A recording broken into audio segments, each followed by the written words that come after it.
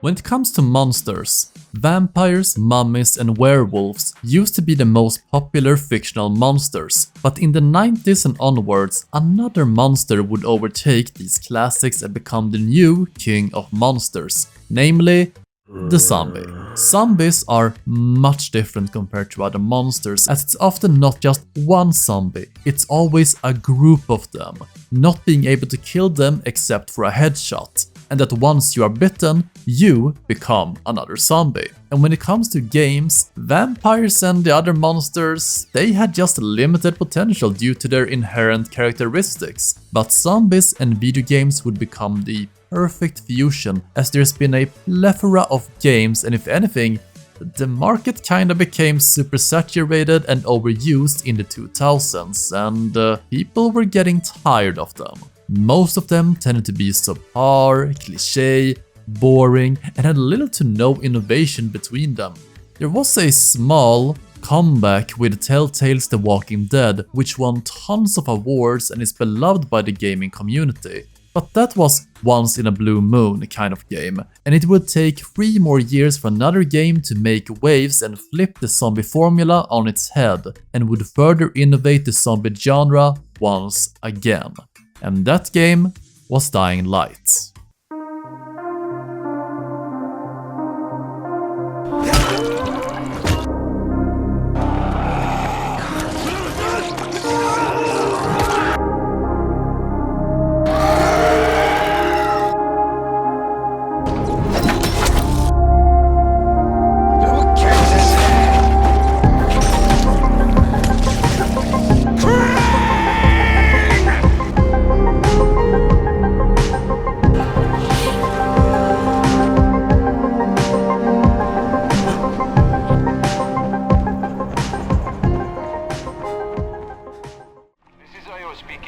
Get to the nearest safe house and wait until dawn. Good night, and good luck. Even as I replay Dying Light 10 years after its release, I'm reminded of how well this game has aged. Dying Light's immersive gameplay, atmosphere, visuals, and brutal combat is timeless, and no other zombie game has been able to overtake or replicate Dying Light's place at the top of the zombie genre. So how did this game become such a phenomenon and revitalize the stagnant zombie genre? Well, pop your antis in, don't go out when it's nighttime, so good night and good luck, you're going to need it. Techland is a Polish studio created in 1991, and it actually has one of the most unique backstories to a gaming company that I have ever heard of. You see, Techland's founder and CEO, Paweł Marszewka, started the company by carrying buckets of ripped CDs and sold it in an open-air marketplace. He would also visit local shops and ask if they would carry his quote-unquote borrowed games, and just like that he became a video game distributor, and Techland was born. Today this practice would be frowned upon, but back in the day the rules, the laws and regulations in Poland were vastly different, as this was just after the dissolution of the Soviet Union and Poland became its own sovereign nation, so regulation was not quite there yet. Paweł's services would keep on growing as requests for more of the games he distributed increased, and Techland became, funnily enough, one of the largest suppliers of games in Poland. This would keep on going until new laws and regulations were set in place, which made this type of distribution illegal. So Paweł decided that the next obvious step would be, well, why don't this company make its own games? Techland created some games which were mostly distributed in Poland, but nothing noteworthy on the global stage until the Call of Juarez series, which gained them some recognition. But it was in 2011 that the company would come out onto the world stage as the game Dead Island was released. Dead Island was announced in 2006, and it would take them 5 whole years to develop the game. And the reason for this long delay was how many aspects of the game had to be reworked. And we are talking about huge chunks of the systems, because the Chrome engine, the in-house engine for Techland, was not supporting certain things that came up to 5 or 10 hours of playing. This issue mostly stemmed from the publisher Deep Silver asking constantly to change things in the game which the engine had trouble running. Dead Island was initially going to be a different game as it was single player, linear, secret island, crazy doctor, you know, all the super cliché of a zombie movie. Instead, it was changed between a paradise and zombies with an open world landscape and melee combat. As you have to understand, zombies are only scary and interesting if you're mainly fighting them in melee range. Shooting them from a far distance does not really induce the same amount of fear or satisfaction of bashing a zombie skull in. But it was after the reveal trailer of the game depicting this family on a vacation as they fight off zombies all while the video plays backwards, it became a smash hit. And to me, it's one of the best trailers out there. Many felt emotional and praised its themes, believing that this zombie game would be more serious and mature, and the issue was that game was anything but a trailer, as the actual game itself is more on the side of a dark comedy if anything. One-liners, awful drama segments, and overall a really basic by your number zombie plotline. The issue, however, is that the most memorable and enduring things about Dead Island is the trailer. Like, people remember that trailer more than the actual game. It was a masterpiece, it just had nothing to do with the final game, and this further created a rift between the developers Techland and the publishers Deep Silver, as it was not Techland that created the trailer or gave instructions what it should be about. That was Deep Silver, and if anything, it made the customers confused when they started to play it. Hell, even Techland tried to emulate the trailer by changing certain things in the game, but it was not that successful whatsoever. Techland even describes how it was an odd situation where the game was being influenced by an 11th hour trailer, as they tried to change it to be more like the trailer, but since the game had already been in development for so long and was already working fine, there was not much they could change before the release date, and frankly, they didn't want to flip the whole game upside down just because of a trailer. However, the game was released and was generally viewed in a positive light by players, but Techland and many other fans were not satisfied at all. The players, mostly due to how different the game was compared to the trailer, and the developers who knew they could have created a better product if they had more time. And the disconnect in the game is also due to the heated debate and arguments between Techland and Deep Silver. For example, how Techland were striving for a game that would earn a review score of, maybe 9 and up, while Deep Silver was happy with 8s. Even though Dead Island sold quite well, selling more than 5 million copies, the people who were the least fans of the game were the developers themselves. The biggest problem was just how much of a buggy mess the game was, with tons of glitches, as they did not have the time or resources to polish everything they wanted. Techland wanted to create a new game, and since Dead Island was a financial success, Techland had a lot of funds to create this new game.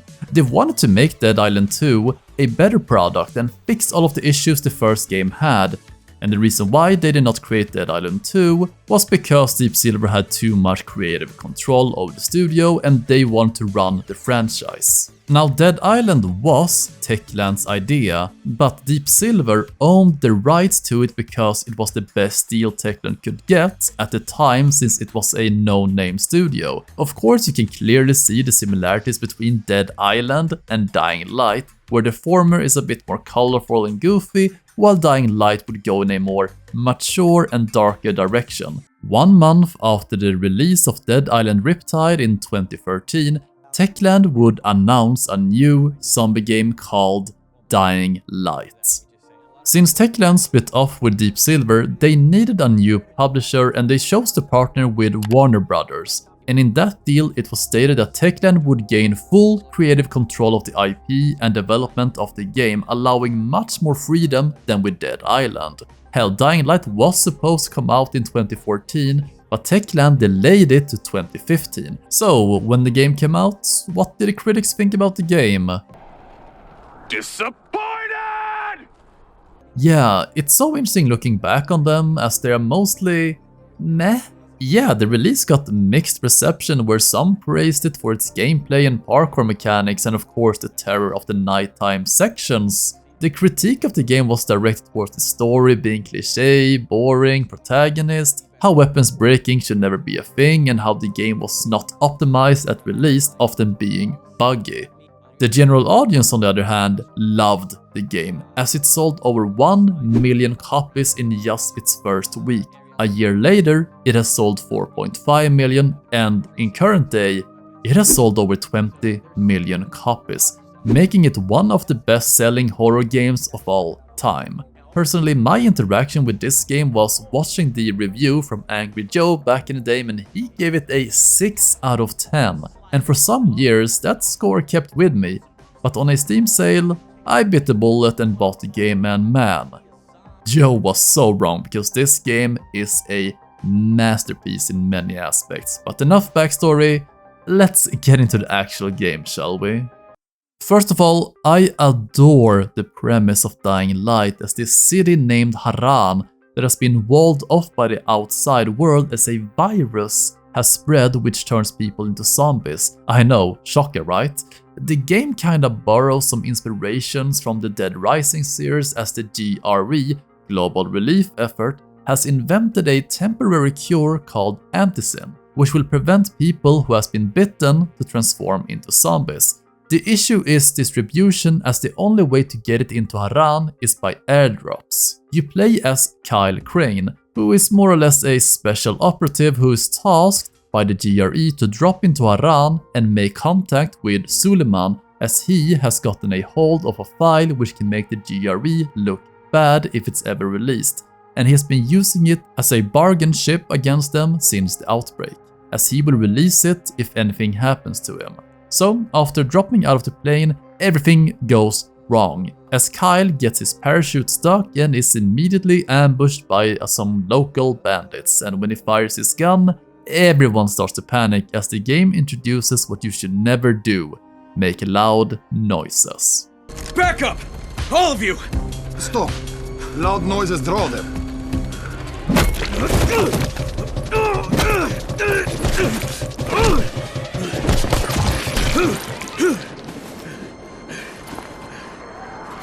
Fall back! Fall back!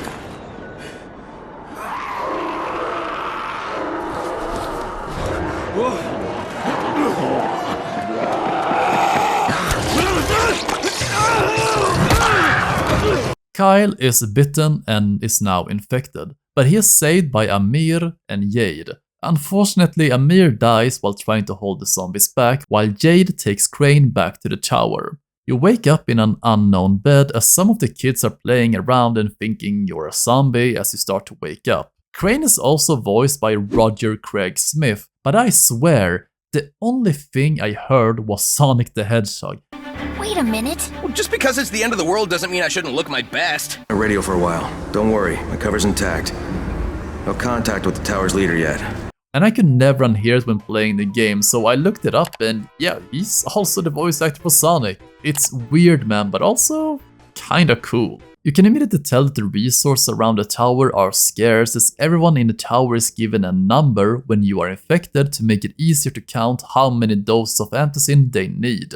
Of course, not everyone is happy that we were brought to the tower, as we overhear a conversation between two people regarding how Crane will now be getting his Anticin, insinuating that they were hoping they would get it. So we meet with the leader of the tower, who seems to be a bit too young at first glance. Hey, I'm looking for the... Are you the boss? What, am I too young? You got the problem with my age? No, You wanted to talk to me? We get our first mission to do our part around here, as we need to get to the 13th floor as trouble is brewing. Jesus. How many people died here? Crane also has a radio with him that can contact the outside world, as everything else is jammed. We get a call from the GRE, and as the floor is vacated, it's safe to talk without anyone listening in.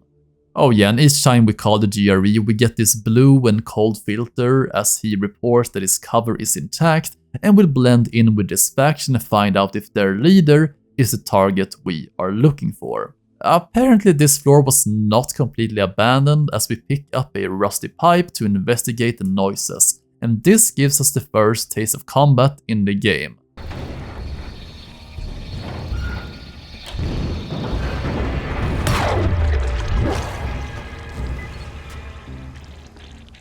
Alright, that was a little bit too easy. The survivor has hurt his arm, and we are introduced on how to create a medkit by collecting various items such as gas and alcohol, combining them and you get a medkit. It's a great introduction mission to set the tone of the game and the desperation of the people living within the tower. Rahim calls us and he wants to meet us again. Rahim, you are just smart enough to be dangerous, you know that? Omar told me about your plans for the nest. Explosive charges? Really? What? Explosives? Oh, I never said please. that. You can't tell a convincing lie to save your life. I know what I'm doing. Yeah? You think you can't die? You're not my mom. No, I'm not. Our mom's dead. So you might want to be a little nicer to me since I'm the only family you have left. Especially now that Amir is gone. You're Jade, right? Right? I just wanted to thank you for what you did for me and tell you how sorry I am for your loss. I owe you and Amir my life. Yeah, you do. You want to return the favor? Keep my dipshit brother from killing himself. No explosives, Rahim.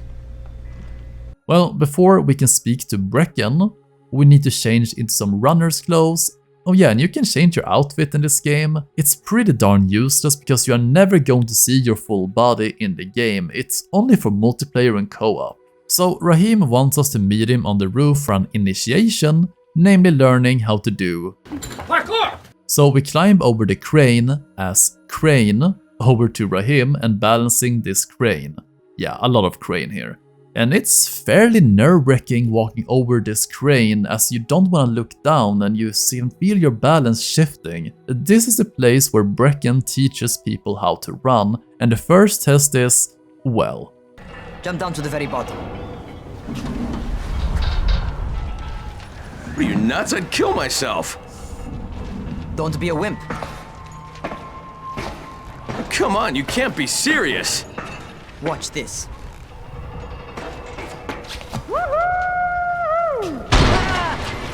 Rahim! My leg! Jesus, don't move! I'll get help! Ha! I was just fucking with you. Son of a bitch! What? You can't take a joke? Come on! Get your ass down here! Christ on a crutch. So we go through the obstacle course as we learn how to use the terrain around us, and this is how the runners and Brecken's faction has stayed alive for so long, as most zombies are unable to follow you and it's more effective to run away sometimes than killing every single zombie that you see.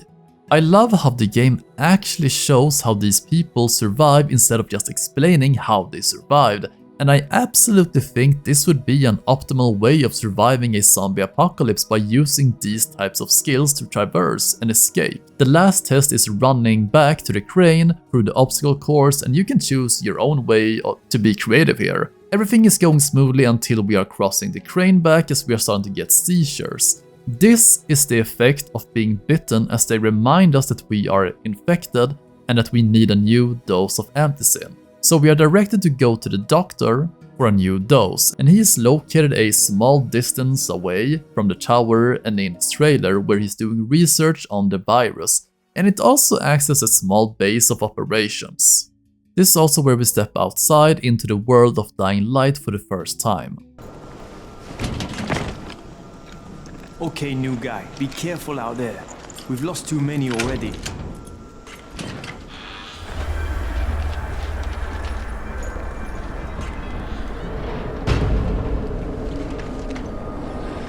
And it might be a bit pretentious, but I believe this moment is right there next to similar scenes of Bioshock and Fallout, which is insane as you are just opening a door. But this is also where the whole game opens up and you can pretty much do whatever you want. Well, not many quests yet, but you get the idea. So let's talk a little bit about Harran and the backstory. Harran as a city is based on the city of Istanbul in Turkey. From its Roman architecture in the affluent city to its Arabic architecture of tiles, baths and interior decorations within the houses. Of course, it's a bit funny that we are supposedly in Turkey-ish, yet everyone speaks English. So anyway, in 2014, more reports of violent attacks between citizens began to increase at an overwhelming rate. At first, everyone just assumed it was some sort of flu. People were urged to not get into contact with infected people, wash your face and hands often. And one major hotspot of these infections were in public transports, which spread the virus even more. The GRE started to produce posters to inform the population and reduce the spread, how you should not attend parties or large gatherings, and that you should instead cough or sneeze in your upper arm and start to wear masks. Yeah, it's actually quite surreal how all of this happened to us in real life a few years ago. Despite all of this, the infection rates kept on increasing. The medicine that existed was ineffective, so the whole city went into a lockdown. Schools were cancelled indefinitely. You were not allowed to go to the hospital. Shortly after, people were not allowed to leave their homes. The situation started to become out of control and needed help from the outside, as they invited the GRE and all the best doctors around the world to meet in Iran to find a cure. And they did come up with a temporary cure, which was the ampicillin. They also started to quarantine Old Town and the whole city by building huge walls of cement so that no one could escape, and spread it outside the city. But even though ampicillin was introduced, it didn't really help, as the infection was spreading too fast and the city soon turned into anarchy, as all the people inside were trapped with no way of escaping. With all of this chaos and the city being lost, the GRE had to leave, which meant the only way to get ampicillin inside the city was by airdrops, and that's where the game starts. The virus itself is a variation of rabies, and the scary part is that you can become infected without knowing it. You can start to feel unwell, but if you are bitten, you will eventually have a seizure, which is definite proof that you are infected. The symptoms are as follows: blisters, blood clots, red eyes, and sometimes tumors. And most people will also lose their hair after some time. And after turning, the person will get a strong hunger for humans during the night. There is no real time frame as to how long it takes to become a zombie after being infected, but it can take anything from 30 minutes to hours to days. So let's talk about where we are right now. We are in the slums. It's the lower class neighborhood of the city where the poor lived, but there was supposed to be an urban renewal where they would start building projects all around the slums to gentrify it and create jobs. The people here did not have a chance when the virus came, as there was not much protection for them. And most people seem to have tried to leave, as you can still see food on the tables, and the ones who stayed tried to set up defenses and board up their homes. But now they were trapped and they would instead starve to death. And this is where you will start to move around in the world as you meet with zombies for the first time in a real scenario. And the combat is simply excellent. As you bash them, if you aim for the head, you can sometimes get a crit and the head will just explode. Otherwise, they feel like real zombies, being able to take loads of damage and still move around and rise up until you get that head. What you're going to notice is that your weapon is super ineffective at this point, and you can barely kill zombies as you lack the stamina and weapon skill. You can use the environment to your advantage, and after killing a few of them and doing some parkour, I get to Seri, who is the doctor, scientist of the tower. So there is no real cure, and as I mentioned, it works like rabies, which seems to be the most common virus in any zombie world, as every single game and movie seems to have it. Seri mentions that there is another scientist whom he is attempting to develop the cure with, but he also mentions that he left some meat infused with a strand of the virus DNA around the city, trying to see if it would become a cure, but to no avail, as nothing has really happened. Well, we get our shot of ampicillin and we can start to do some real work around the tower as we contact Spike, who has a mission for us. We also learn some vital information that there is another group led by someone named Rice, who is the leader of the guys that attacked us at the start. And this faction is much more powerful than the tower and has more weapons, which enables them to operate during the daytime, while the tower and Brecken's people operate during the night. The next two ampicillin drops are coming in tonight, and Brecken has to reach them. And there are anti-zombie traps out in the world, and we need to go out and arm those traps for the upcoming night. Once we have activated some of the traps, we get a call from Jade, who needs us to assist one of the runners who tried to secure one of the safe houses. We head over there, we kill the zombies as they are trying to get in. Sadly, Jade's runner was already bitten and had turned, so we had to kill him as well. In order to activate a safe house and make it safe, we need to turn on the power. You're going to find a ton of different safe houses around the world, and you have to first of all kill the zombies inside, then secure the perimeter and turn on the power. And after that, they will act as a safe zone where you cannot be hurt. You can store stuff in your stash and you can sleep. These are vital for your survival later on in the game. But after we secure this safe house, we get a call from the GRE who wants a report. So we climb up on the nearest roof so we are not disturbed. Crane gives our contact information regarding Seri and how he is researching the virus, and we get a secondary objective, which is to maintain our cover and secure all of his research for GRE. We have some more work to do as we need to arm more traps, namely cars that explode, though I recommend using firecrackers to distract the zombies and then activating them. Still, I mostly just kick them into spikes, creating a wall of zombies. There are also some weird traps that I need to go around and activate, namely the UV light traps, and you wonder, wait, what are these even used for? To distract regular zombies? What can these lights even do? Why are they so important? But after activating the last one, the power goes out. Apparently a fuse has broken down and we need to fix it fast. It's not that far away, but once there, we stumble upon a problem. A big problem. What is this?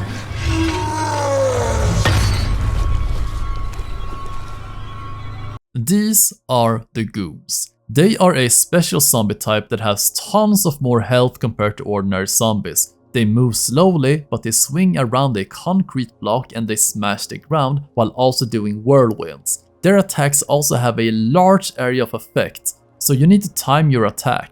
The tactic is to often go in for a few hits and then jump out, and this is also the moment where you get instructions on how to dodge from side to side or backwards. It's only really useful against special zombies compared to the normal ones. They do, however, give you a large amount of experience when killed. So, with our first goon down, we open up the fuse box to restart it, but since it's getting dark, we need to get back to a safe house ASAP. What for? We don't know yet, but once it's dark, it's dark. It's the complete opposite of daytime, as you have a flashlight and thankfully it has an unlimited battery as we make it back to the safe house. But we spot a strange zombie that has some green boils growing all over it and it was running away, which is the absolute opposite of how any other zombie has acted towards us.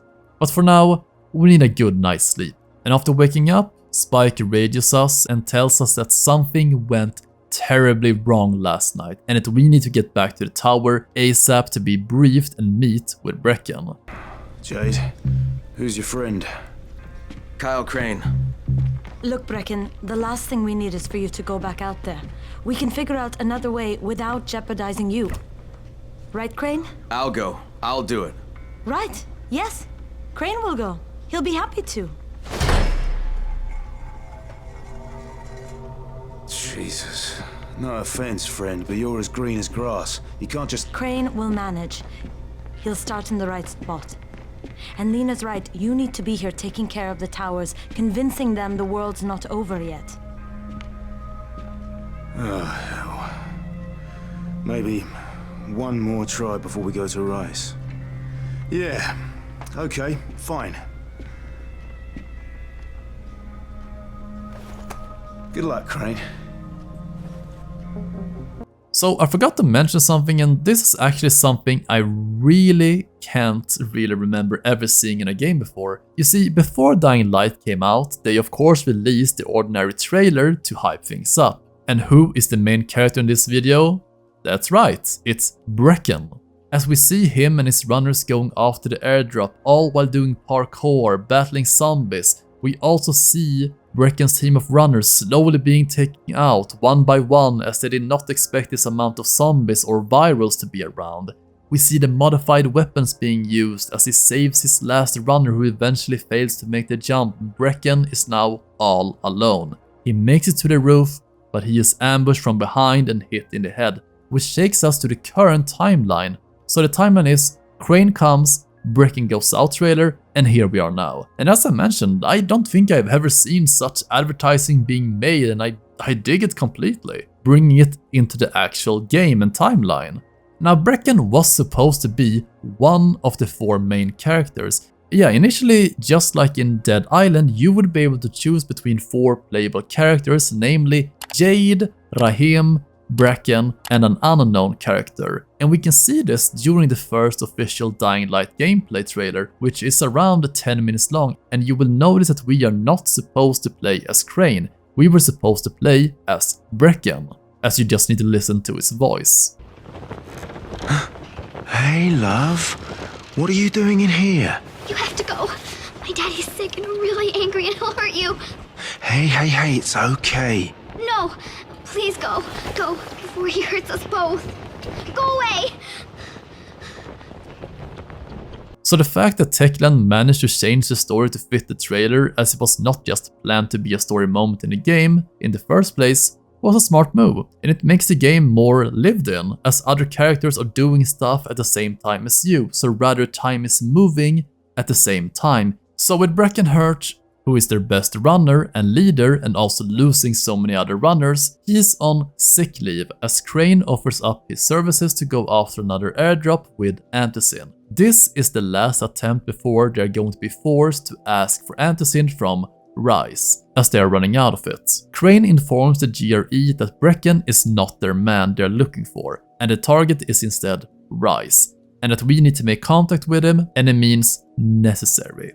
It's after this that we can start to pick up side missions, as Lena urges us to go get some medicine for Brecken as his head injury was worse than expected. She tells us that a man named Gassi might have some anti-seizure medication as his mother passed away, but she had a prescription of said medicine, and oh boy.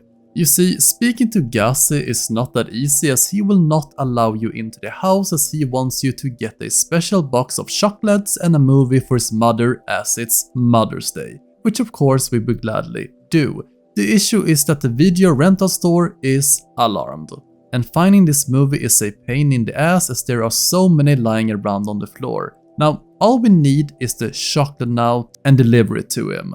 And no, we are not given the medicine, so we need to get inside the house another way, which you can get to from the nearby bridge and then crawling under it and then jumping down onto the roof, and inside we meet with his mother. Hello, Ghazi. Shh! The movie is on. Mama's watching. Creepy, but we get the meds, so now we can get back to Lena. You will also notice that you can find missions by just listening to people talking in the tower. For example, there is a bunch of people standing outside a door which is locked and they can't get inside or get into contact with the man inside who is crying for help. So we picklock the door and the man inside is fine, well, not that fine, as somehow it seems that his Antizin did not work. Instead, he has trouble with his heart. And we are exposed to a new element in this world, fake Antizin. He points us to the man who sold us this fake medicine and to have a chat with him. Emporium. If it's hard to find, you need to find Yusuf. Damn, man! Don't be sneaking up on a brother with your crackhead skin disease test tube baby looking ass! Damn near shit my pants! So he gives us a vague description of the area where they are producing the stuff so we can shut it down. Once we get there, we meet with the producer of the drug. It gives you super strength, incredible speed, and laser eyes. I could burn you with one look if I wanted to. His drugs could in fact not kill me in 1 second. So the chemist and his goons attacks us, and let me just talk about one of the negatives of the game. The human enemies. Fighting humans in this game sucks. It plainly sucks, mostly due to how enemies will block, parry and dodge your attacks. They will also throw weapons at you if you're too far away, and the main issue is that the amount of damage they can absorb, and there is not much counterplay unless you somehow manage to throw them around to the side or get a crit on them. Otherwise, you just mash until they die. It feels as if they did not make the melee combat system with humans in mind. With the lab shut down, we have saved people from buying this snake oil. There is another man at the tower named Dawood, who wants to leave the slums and go to the city, as he has found a way out of the slums, but he needs a gun first, and in return he will give us a key to a non-ransacked building. And for this mission you can find any gun in the open world and you will have fulfilled the objective. And after you deliver it to Dawood, he will hand over a key to his pawn shop and you are allowed to take anything you want from in there. And man, it's worth it, as there is tons of crafting material in there. The only thing he wants in return is a Ray McCall figure for his son. And yes, this is a reference to one of the main protagonists from the Call of Juarez series. Sadly, after we get back to the tower, we meet up with Dawood's wife, and it seems that he forcibly took their son with him, as he believes that traveling to the city is the best call and safer for their son. So we get a mission to bring him back. This is the only side mission that actually continues through the slums into the next region, the city. We will meet him in the main story when we get into the city, which is later on. But once in there, he thought that the city would be safer for his son compared to the slums, but he was wrong, as the city is even more dangerous with more zombies, as he contacts us and tells us he has been bitten. Can anyone hear me? This is Dawood. I'm with a small child. We need help. They bit me. I'm turning, please. But before he turned, he stashed his son in a closet, and when we get there, he is already turned into a viral. So we contact a local woman who sends a runner to pick him up and deliver him back to his mother back at the tower. Overall, it's a sad fate for Dawood, like he had the right idea. He thought he was doing the right thing. But stealing his son at the gunpoint and almost killing his son was a bad idea in hindsight.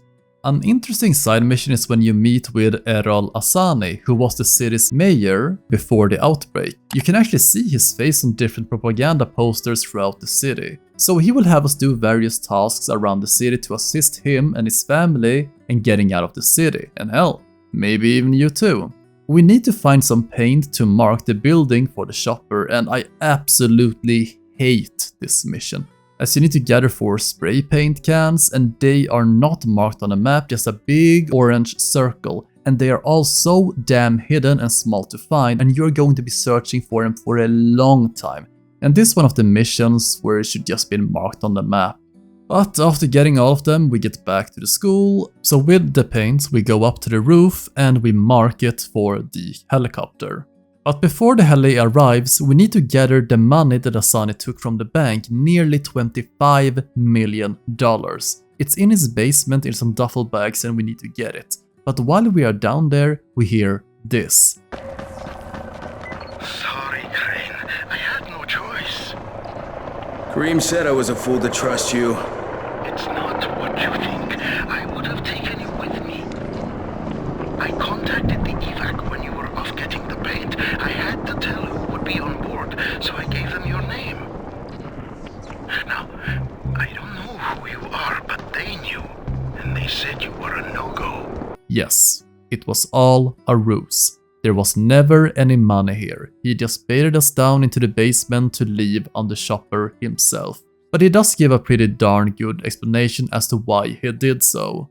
I honestly can't blame the guy. The DRE would have refused to take us with him. And honestly, Crane at this point in the story does not really have a valid reason to leave Haran before finishing his mission. At least he gives us a reward for our labor by leaving 4 airdrop chests on the roof, which is nice. All in all, cool mission. Another one is this insane guy impersonating as a dictator, a la the episode of Family Guy where Peter secedes from the US. Yeah, instead this is Jeffland or Jefferton or New Jeff City. Yeah, nice creativity there, dude. Anyway, he is the guy who controls the gas pressure in the city, and since he has been using it all for himself, no one else in the city can use it. He is willing to allow it to be turned on again because whatever he needed it for, he's done with it. But of course, he won't be the one to fix it. You have to do it. And he will activate it later when you are done at this main center, and after turning back all the valves, he has something to show us. Well done, soldier.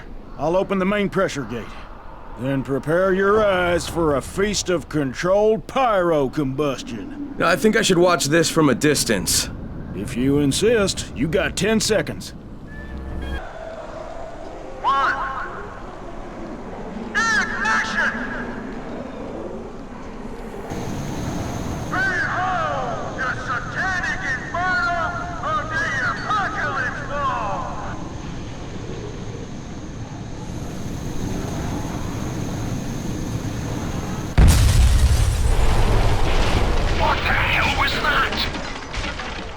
found Jeff, and the gas is back on.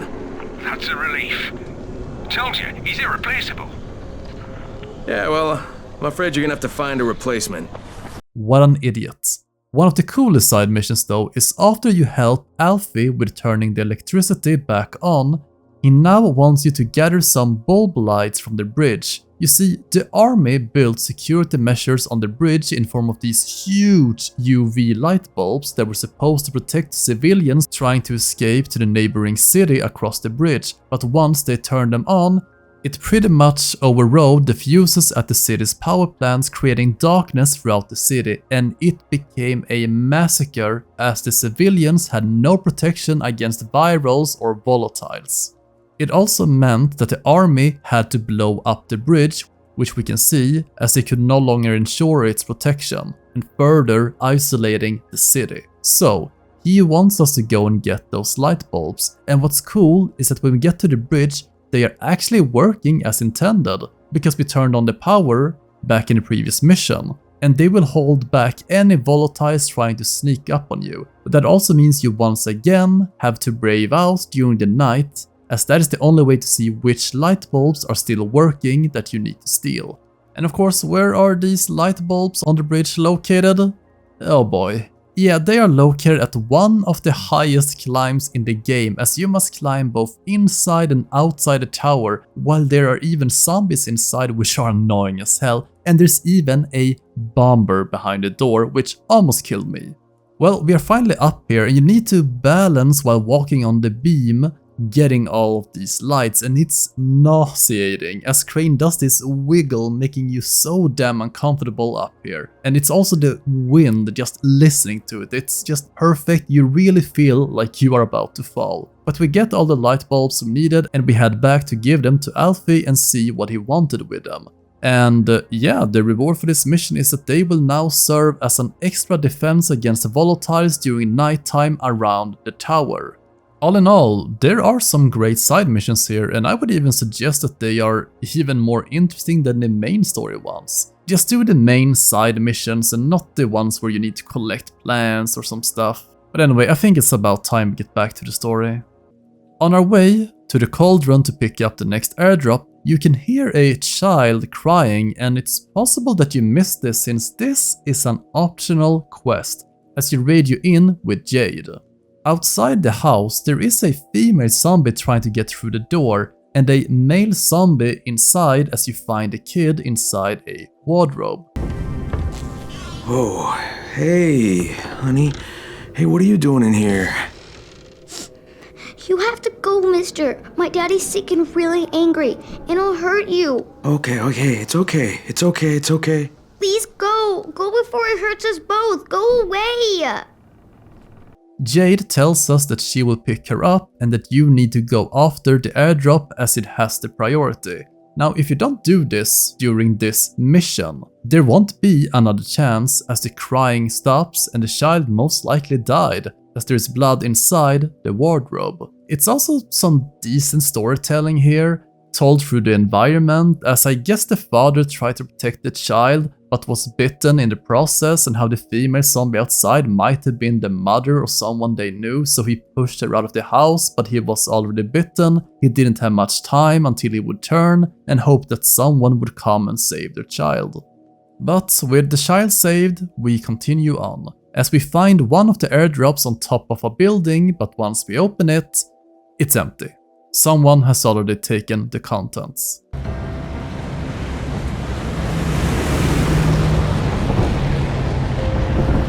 Did you see that? Yeah, 2 drops. They landed elsewhere, unfortunately, but you're not that far away. Get to those crates before anyone else does. And that's right, there are 2 new drops which are not too far from here. And it's still daytime, but we have to be fast before Rice's men take them. The first one is already taken by them, and we should ignore them and go for the second one instead, which is unspoiled, as the one who tried to collect it was eaten. And this airdrop has a ton of anticin in it, but we have to make a call to the GRE first as to how we should proceed. Crane here. I'm about to recover an antizin drop. Good, Crane. This offers us a new strategy. Time to turn your attention to Rise. Listen closely. It's very possible that Rise is our man. So if you find an airdrop containing Antizin, destroy it. What? Why? It will force interaction with Rise. You can go under Brecken's auspices as an ambassador, if you will. But there are civilians depending on this stuff. Our plan is focused on the greater good. Remember that.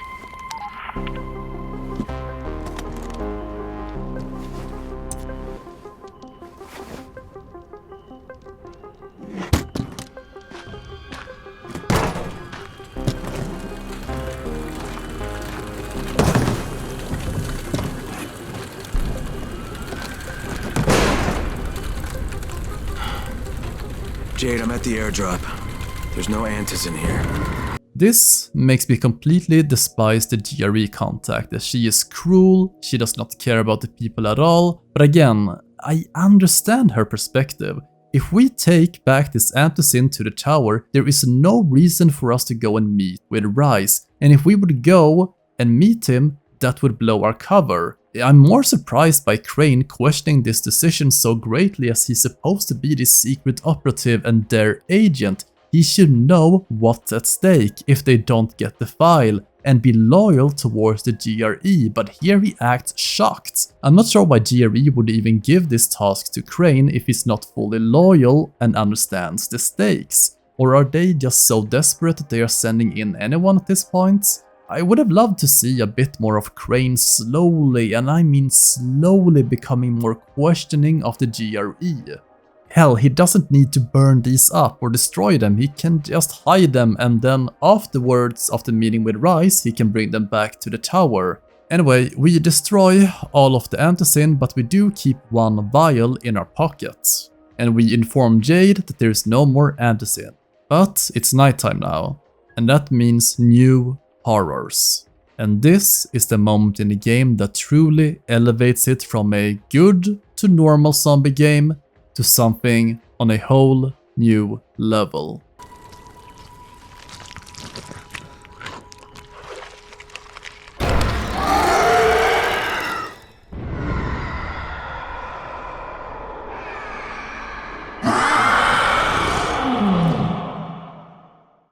The nighttime in Dying Light was one of the main selling points, as that's when the real monsters come out.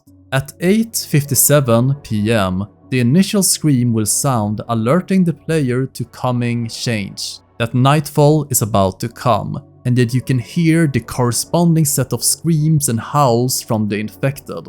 In Dying Light, there is the day and night cycle, where the daytime is around 53 minutes and nighttime is only 7 minutes. But my god, those 7 minutes feels like an eternity. The developers wanted the player to feel like a predator during the daytime, where you always felt safe and you were the one hunting the zombies, as you were untouchable up on the roofs, etc. But during nighttime, you become the prey, as nowhere is safe except for the safe zones. There are two new enemy types that comes out at night, and the one we saw in the cutscene is the Volatile, which is the apex predator of this universe, as they are fast, they can tank damage, and they deal huge damage to you if they hit you. And the worst part is that they are faster than you, and they can climb and chase you anywhere you go. These spawn all around you and will patrol different areas, and if you get spotted, it will initiate a pursuit.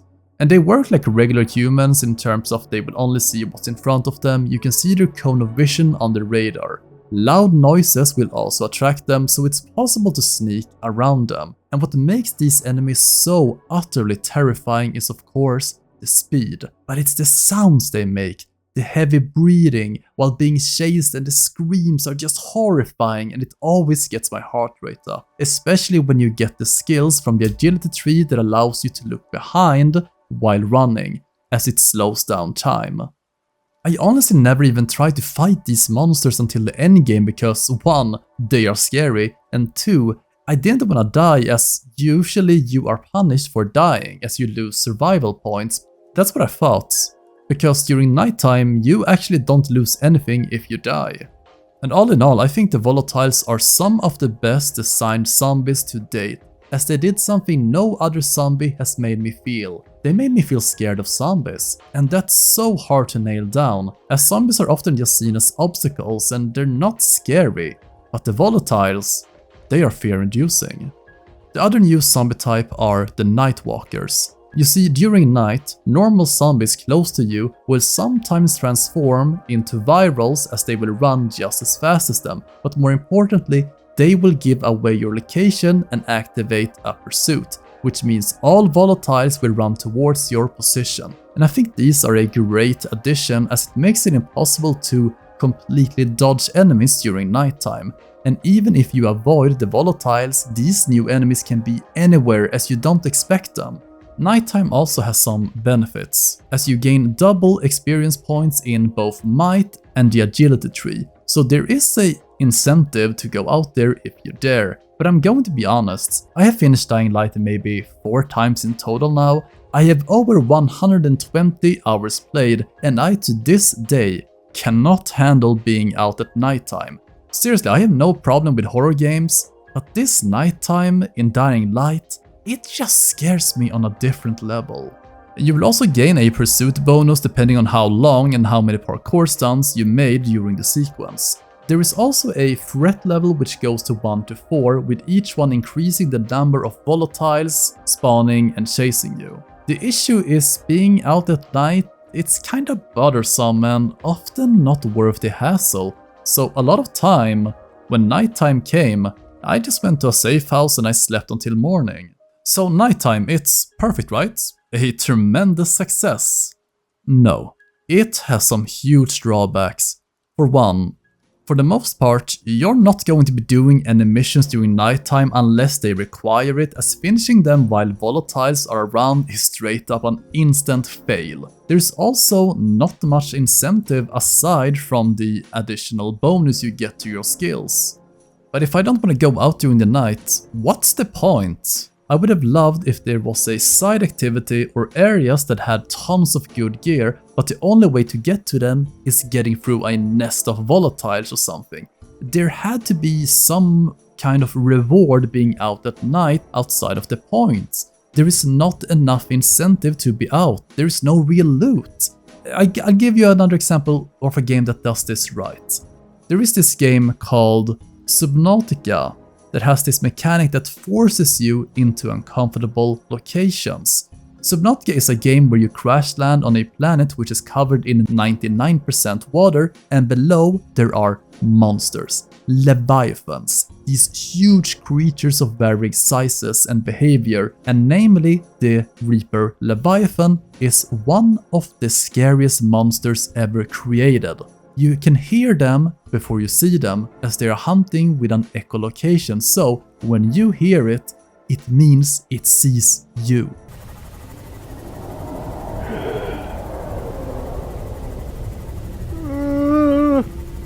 And the roars when it becomes aggressive is terrifying.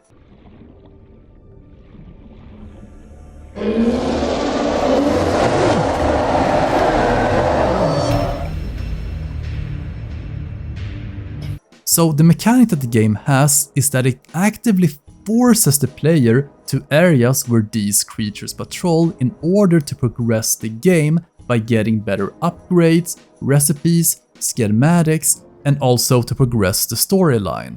So there is a huge incentive to interact with these creatures. I think Dying Light would have become much better if they could somehow incentivize the player like Subnautica does to force the players into more uncomfortable situations.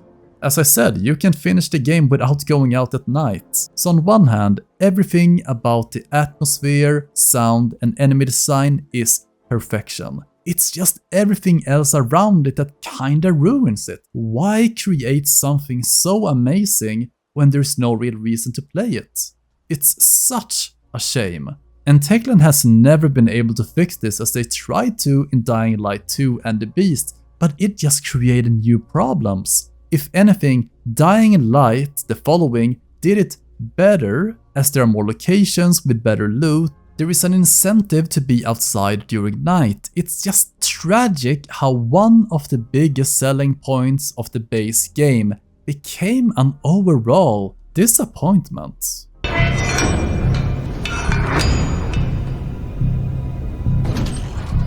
Nope. After escaping the creatures of the night back to the tower, we hear Brecken and the other runners talk about going to Rise to make a deal to get some antizin, where Crane once again offers up his services, where we are just to go there and ask how or what we need in order to pay for the antizin. Now, I'm a bit surprised that we are allowed to go there as we are new and don't know Rise or his faction that well. Would it not be better to have someone more seasoned than Crane go?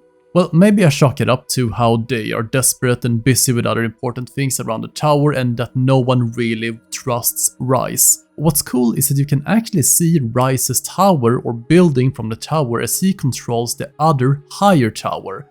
Regardless, Rise's base is quite far away as we need to make quite a long journey.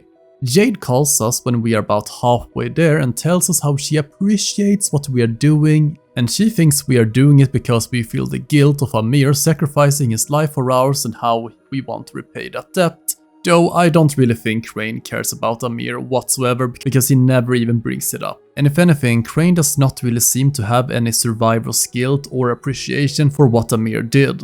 Instead, it's as if he's more into Jade and that's why he's doing it. So we make our way to Rise, and you can tell that these guys are way different than the inhabitants of the tower, as they have set up tons of spike traps outside, all of the guards are heavily armed, there are weapon crates all over the place, there are no women or children, only adult men. And you can tell that these people are acting more like soldiers and mercs. But let's meet the man of the hour, Rise.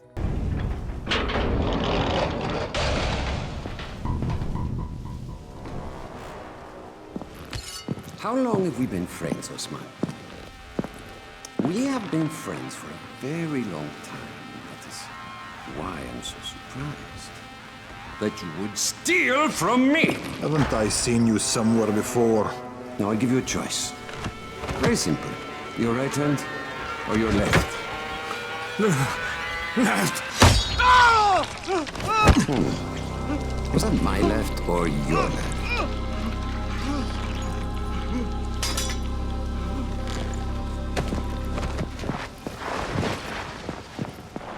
You have the look of the tower about you. What do you want? I'm here to make a deal. A deal. For antizin, no doubt. Desperate times. And what do you offer in return? Your services? Your loyalty? Perhaps I should take both. Talk to Karim. He's one of ours. Do what he asks of you, and Rise will consider giving your people some antizin. Understood? I don't seem to have a choice. Perceptive.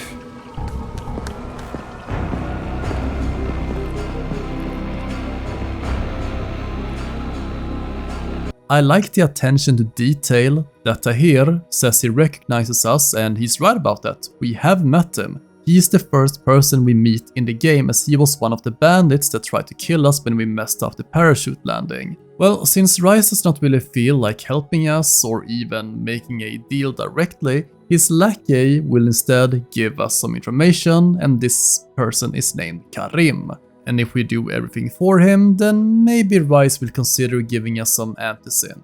First of all, he wants us to turn on some radio antennas around Haran, and it's a perfect job for us as we are more used to climbing while Rise's men are, well, not as athletic as us, and it's understandable as to why he needs our help. By now we have been fighting with a bunch of zombies, and I think it's about time we delve in a bit deeper into the gameplay side of things in terms of the talent tree, the skills, the combat, and of course, the parkour.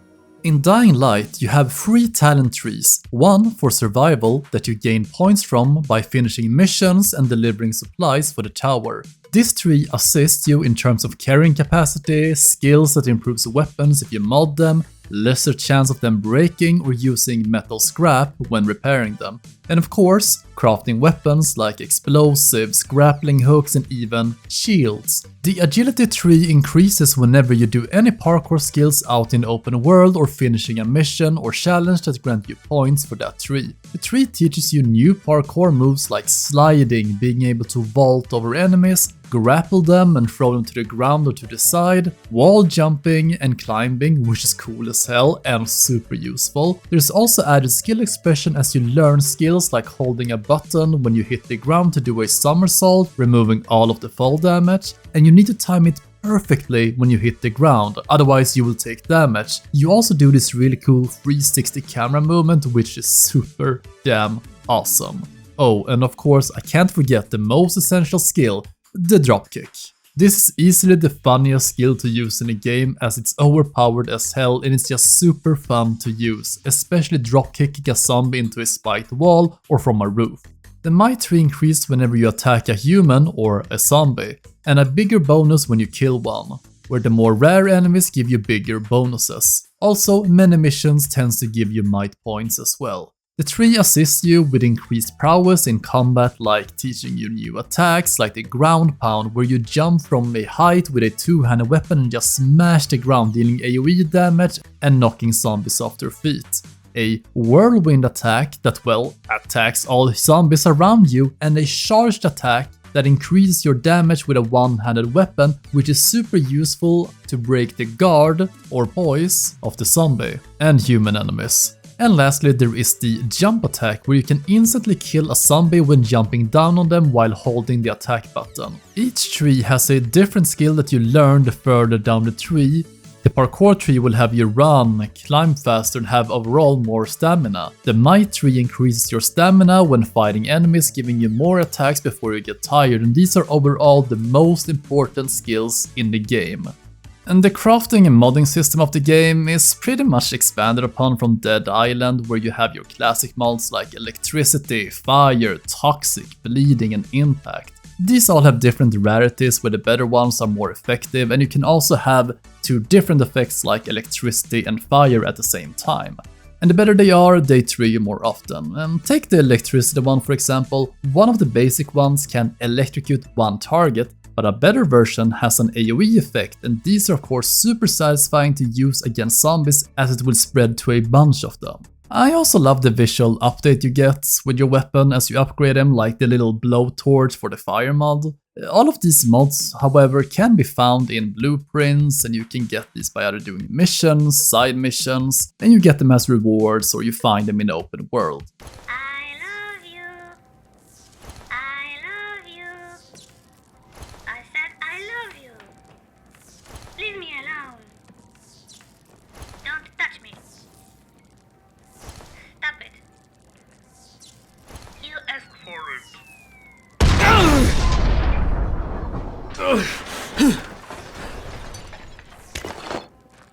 Aside from mods, you can also craft equipment, the most important being the medkits, but you can even craft explosives like grenades, molotovs, dynamites, etc.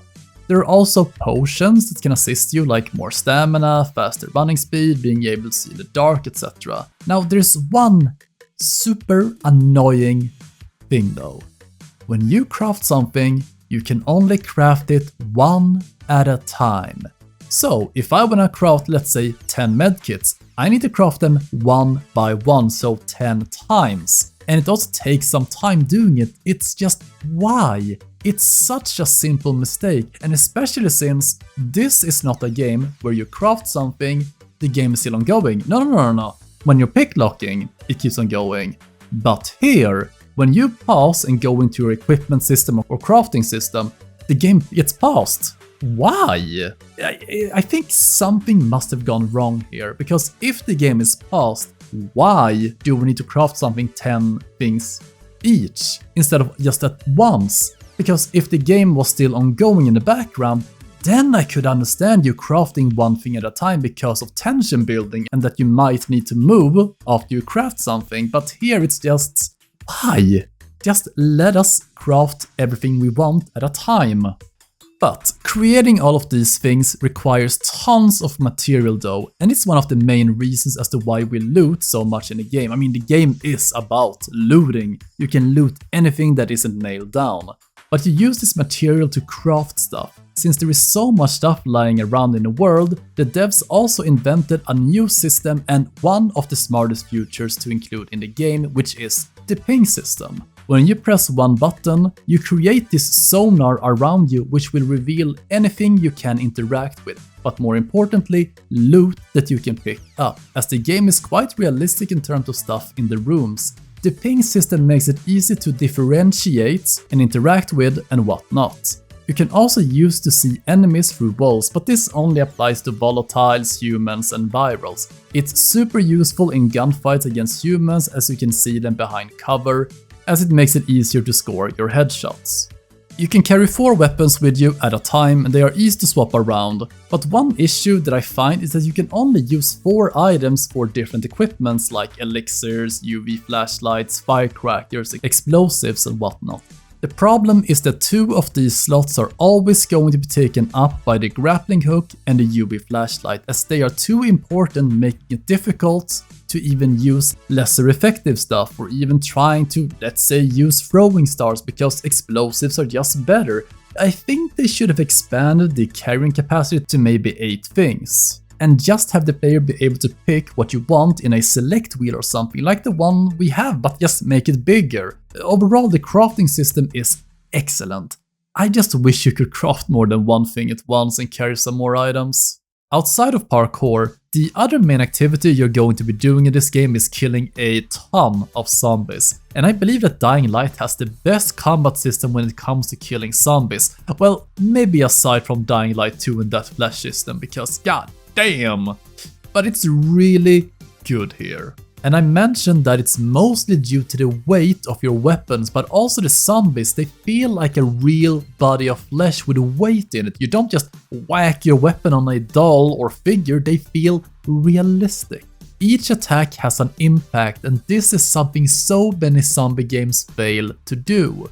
It's also the game's great progression system, where at the start of the game you will only have shitty weapons like pipes or boards or stuff and no real combat skills whatsoever. It's going to take you maybe 10 hits to take down one zombie, all while having shitty stamina. You are going to struggle against 2 to 3 zombies, but later on in the game you're going to be cutting, dicing and smashing heads in with just 1 hit, laying waste to hordes of zombies with ease. If anything, the game makes you decide whether or not it's worth killing zombies or just simply avoid them using parkour. So it's not a game like Dead Rising where you want to kill as many zombies as possible with different wacky weapons. Here, it's more about survival.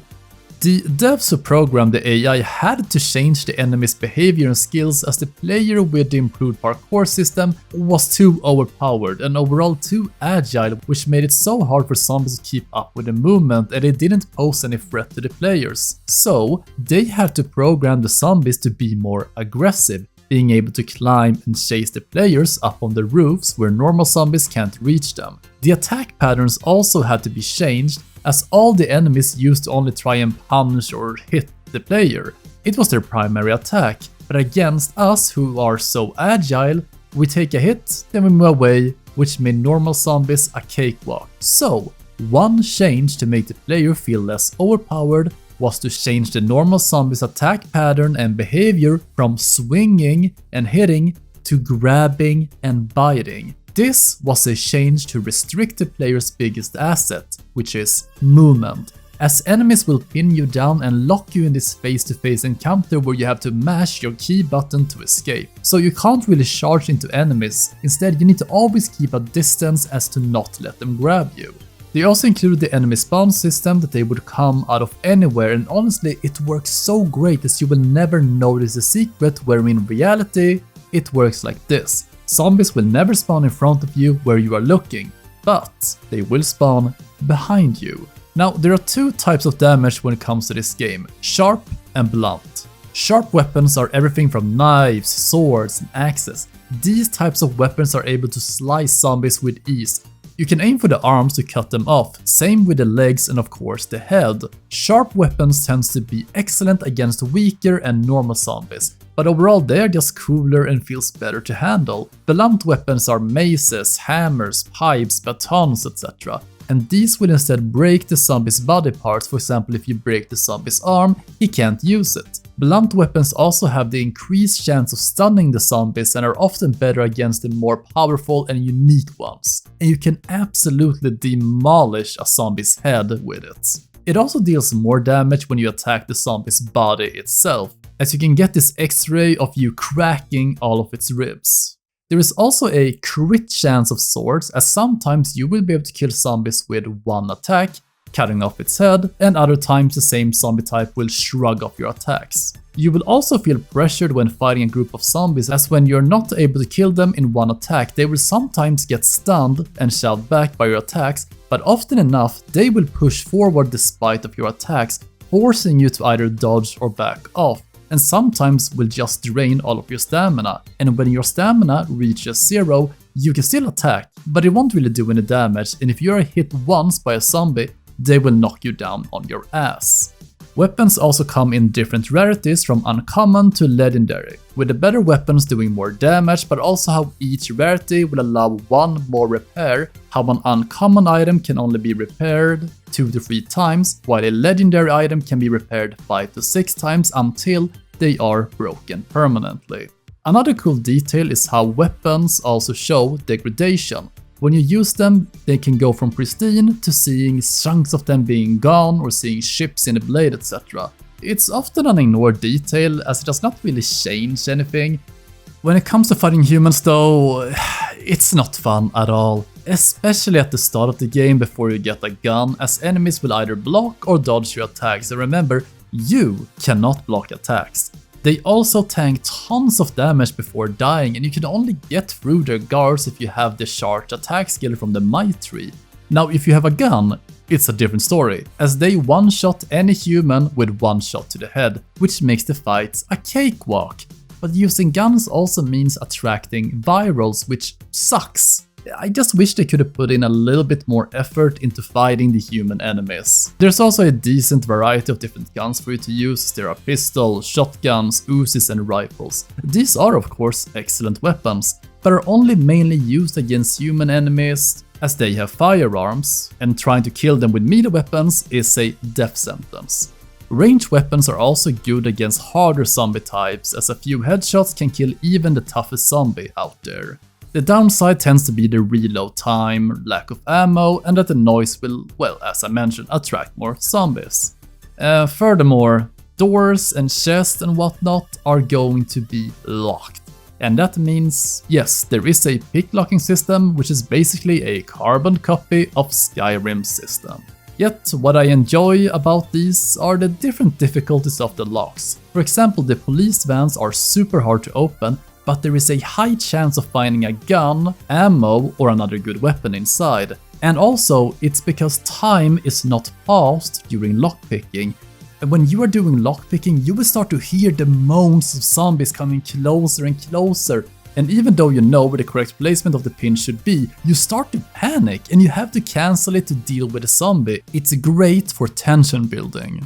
Another aspect of the game that makes it stand out are just the fair amount of normal zombies. You know, they're not special, because they all look so unique in terms of apparel, size, etc. Like the ones with jumpsuits, as they are a bit larger and harder to take down. You can also fight against burning zombies and poison zombies. And many of these special zombies will also try to bull rush you through your attacks. There are zombies in hazmat suits, and if you attack the gas canister behind them, they will fly off and explode. The downside to this is that this explosion will of course attract the virals.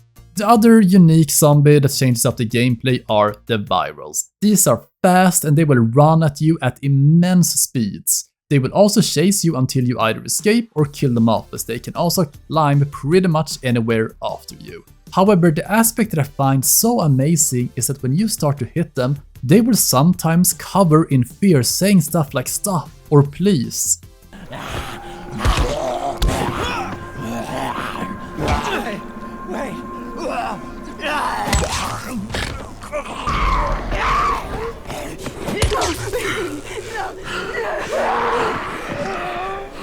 First of all, this frightens me so much, as they are zombies, but there are still some human aspects left in the virals as they are newly turned.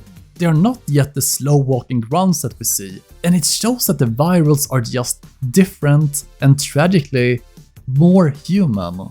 The one thing you are going to be doing the most in this game is of course the parkour, which was the main selling point of the game, and adding parkour to a zombie game feels like it should have been just such a no-brainer, but the fact that Dying Light was the first game to add this mechanic, it seems unreal. And if anything, every zombie game from now on should include a parkour system, as it's such an amazing mechanic that I never knew I needed in this setting. It's more or less taking the parkour from Mirror's Edge, which is probably the best we have ever seen in a game before, and apply it to zombies. And yeah, there were tons of people calling the game Mirror's Edge but with zombies. And it's not wrong, as many of the moves from that game are copy and pasted here. Still, applying it to an open world setting is much different. They even hired David Bell, the inventor of parkour. Yeah, that's right, the inventor of parkour, to help with the game, who gave them some tips, showed off different tricks, and helped with the mocap moments, how the physics would work, what's possible and what not, and overall how to make it as realistic as possible. And no wonder the parkour looks so damn good in this game with this man on your side. So what separates Dying Light from many other parkour games is simply that you are always in control. Take for example the more modern Assassin's Creed games, where you are barely pushing buttons when you are free running. You can actually hold one button and the game will play itself. It feels completely scripted. In Dying Light you have to calculate, can I make that jump to the other building? Which path is better to choose here? And every single move you do is, well, you. There is no real scripting in this game aside from the animations that you start, and this is what makes the parkour so immersive and excellent. It also helps that every time you do something, it feels realistic and not off-putting like when you grab ledges. If you do a bad jump, you will struggle to get up, but if you have better control of the jump, you will climb it with ease. And again, it depends on your own parkour skills. When doing parkour, you have to aim for what you want to grab with your camera. Your parkour skills will naturally improve throughout the game, as it's vital when you need to escape volatiles during nighttime and enemies during daytime. The only thing in the game you can't climb tends to be rocks or mountainsides, as there is an invisible wall, but other than that, anything is fair game here. The parkour just opens up a new dimension of freedom, as you can go anywhere you want to escape the situation, just start climbing away. Don't feel like killing zombies, just run on top of the buildings to avoid them. It's the ability to choose whatever you want to do in each situation that makes this new gameplay aspect so great, and how it can also be used in combat with different skills. It's so fun and it honestly makes sense. It's fairly realistic.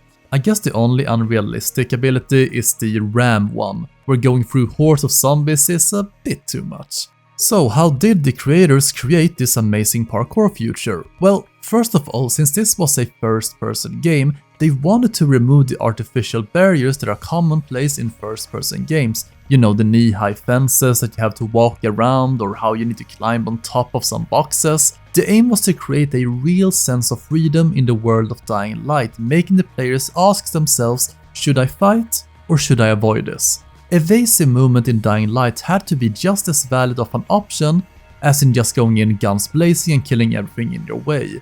This is where the parkour comes in, because first of all, how do you even create a parkour system that allows the player to pretty much climb on anything in the world? The creators wanted anything that looked climbable to be, well, climbable. The design team placed interactive hooks in various climbable surfaces and objects like ledges, walls, barriers, etc. Most of these were manually placed around the map, and this would become a huge mess later on, as the game was an open world experience and not linear, so soon enough they had 50,000 of these interactive hooks on the map, and this only covered 1/4 of what they wanted to cover in the game. Obviously, this was an absolute development nightmare for the design team. It was not enough to just cover all the possible approaches to an objective. Any changes in the geometry of the map would mean adjusting every single hook and path they had already created on the map. And also having to store all of these locations took up a ton of memory. The hooks would also break a lot, causing bugs or glitches or straight up not working at all. So, one of the developers, Kulon, decided to make a prototype to test a theory of how the game could work without hooks, and it took him 2 days. The result was a system that would scan the environment around the players for objects the player could climb and then assume that these objects had these hooks on them, so you didn't have to manually put down hooks anymore. So just look at this comparison. This was when they manually placed the hooks, and this was after with a new implemented system. As you can see, everything is now red and it's now climbable. Every building, wall, objects, you can climb it, and it gave the players so much more freedom. There was an issue when it came to the animations when you are doing the different climbs. They felt too long and too scripted, and so to fix this they shortened the animations as much as possible and gave the players more freedom to move around the camera while these animations are ongoing to give the players more control. And I believe that at the start of the game, when you have no real parkour skills and everything takes so long to climb, that was the longer animations compared to later on, where you only have the short animations. So it pretty much shows the start to the end of the development on these animations. But overall, the parkour in the game is easily one of its greatest features, and it needs to be in every single first-person zombie game from now on. I cannot see a zombie game without parkour anymore. Alright, we have our work cut out for us, as Rise's man wants us to fix these antennas, but first of all, we need to contact the GRE and tell them that Rise is definitely Suleiman and our target. But they respond that we should keep on doing everything he asks us to do as to get an opportunity to steal the files back. When we get to the antenna tower, we are met with yet another new enemy type, namely the Toad.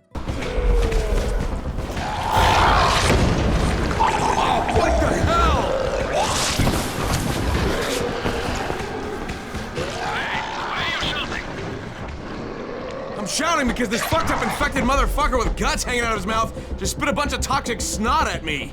Not a bad reason. These are easily one of the most annoying enemies in the game, as they are often located at hard to reach places, often on top of buildings, and when you get close to them, they will spit goo on you, and their fire rate is quite high for some reason. The spit deals damage over time and you lose some vision. Thankfully, it's not the boomers from Left 4 Dead. This is the first really high tower that we climb in the game, and man, you can feel it as you must climb inside, outside, you name it, just to reach the top to activate the transmitter. And when you stand outside on one of these boxes looking down, I don't know, but as a guy, when you either balance yourself or climb high places, you get this weird feeling in your gut when you look down, but it also fully immerses you in the climbing and the parkour. Sadly, this climb was all for naught, as someone has already scavenged the antenna for parts, so we head to the next one instead, and the second antenna fortunately has all the parts intact, so we can fix it, and the radio net is now turned back on, and it's time to get our payment from Rise. We also get a call from Rahim, who says that it was not just Rise's radio that is working better now, but everyone inside of Haran can now talk to each other. There is no more static.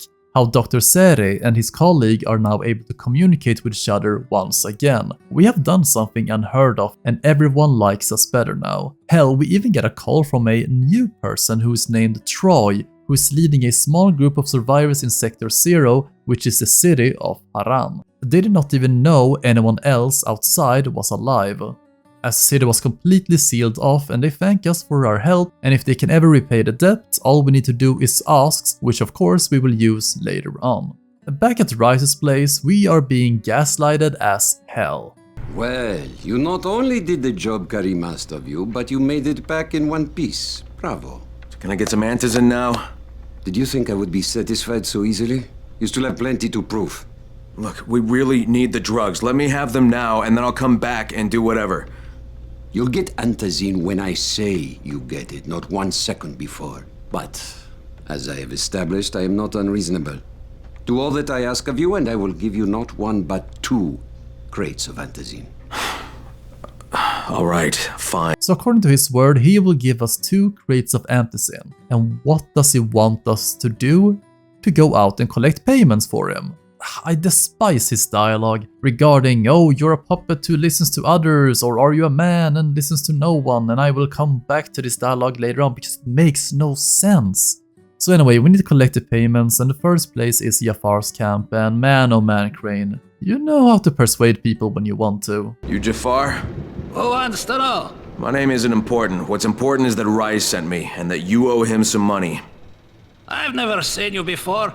For all I know, you're just some random asshole. Fuck off. I'll tell you what. How about I break both your legs and drag you through the streets back to Rice's place, huh? And then he can explain to you that you should have cooperated. Okay. Jesus. You are one of Rise's thugs. You guys are the only ones who'd act this shitty. Here's your money. Take it. And if I have to come back here... You won't get any more attitude. Mi casa, su casa. Just don't hurt me, alright? Next up is the Fisherman's Village, but we just need to meet with one of their carriers in a nearby tunnel, but he is not there. Instead we meet another new enemy type, namely the Bomber. They work like walking explosives and you can use them to kill groups of zombies, but be careful because some of them will be hiding behind corners and doors, and if you kill them when they're too close, you will instantly die. I honestly feel like these enemies are just frustrating and they are just in the game because every zombie game seems to have a zombie that explodes. Seriously, they are just in the way most of the times and they're often placed in such a way that will earn you a cheap death. Regardless, we get to the fishing village, but something is wrong as the gate is open and there are zombies everywhere inside and we need to kill all of them and close the gates. Afterwards, we talk with the leader of the fishing village and he is happy at first. You got rid of them? All of them? Rise sent me. You Gersel? Oh, you were for Rise. I should have known this was too good to be true. So Rice's men mostly work as a protection racket. The issue is of course that they don't really keep up their end of the deal. They're just bandits who are extorting people. After picking up the third payment, we can go back and get our antizin from Rice. Well, not yet, because Karim calls us when we are about halfway back and tells us that we need to take a detour as they have lost contact with one of their patrols. Once there, we find them all dead, but Karim wants us to look for a small blueprint to take with us. And now I get why they died, as there is a crazy guy with a gun on top of the roof at the gas station. And getting up to him is not that easy as there is barbed wire on top of the roof and no real way to climb up. Well, you could jump by going to the nearby cliff. Well, you can also kill him with a ranged weapon or just do it like me and throw a Molotov at him.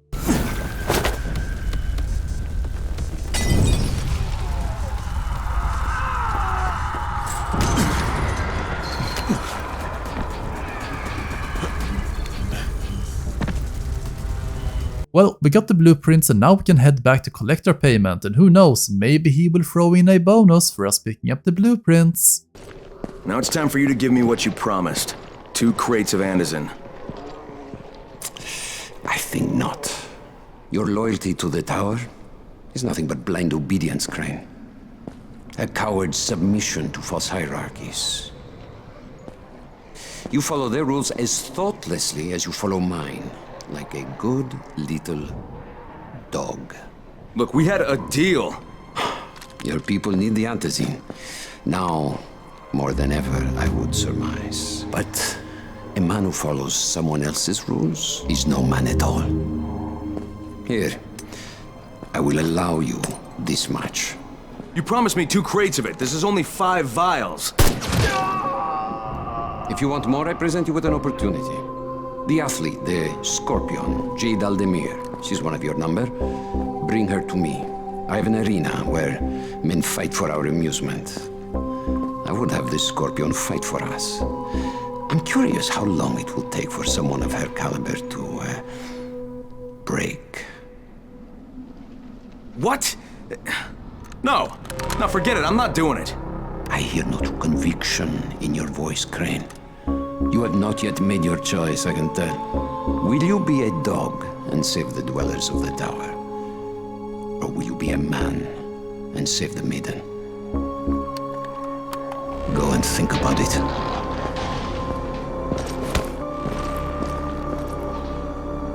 This writing is so damn juvenile and cringeworthy, and we have seen this type of characters so many times before. Oh, he won't give us the antsin that he promised us because he gaslights you that it's in fact your fault because you follow orders from the towers and how you need to be your own man. How does this system even work? How does he even treat his own men? So he wants them to not listen to him? He wants them to be their own man, yet if they fail, they get killed and they need to listen to everything he says. Oh, he's a hypocrite.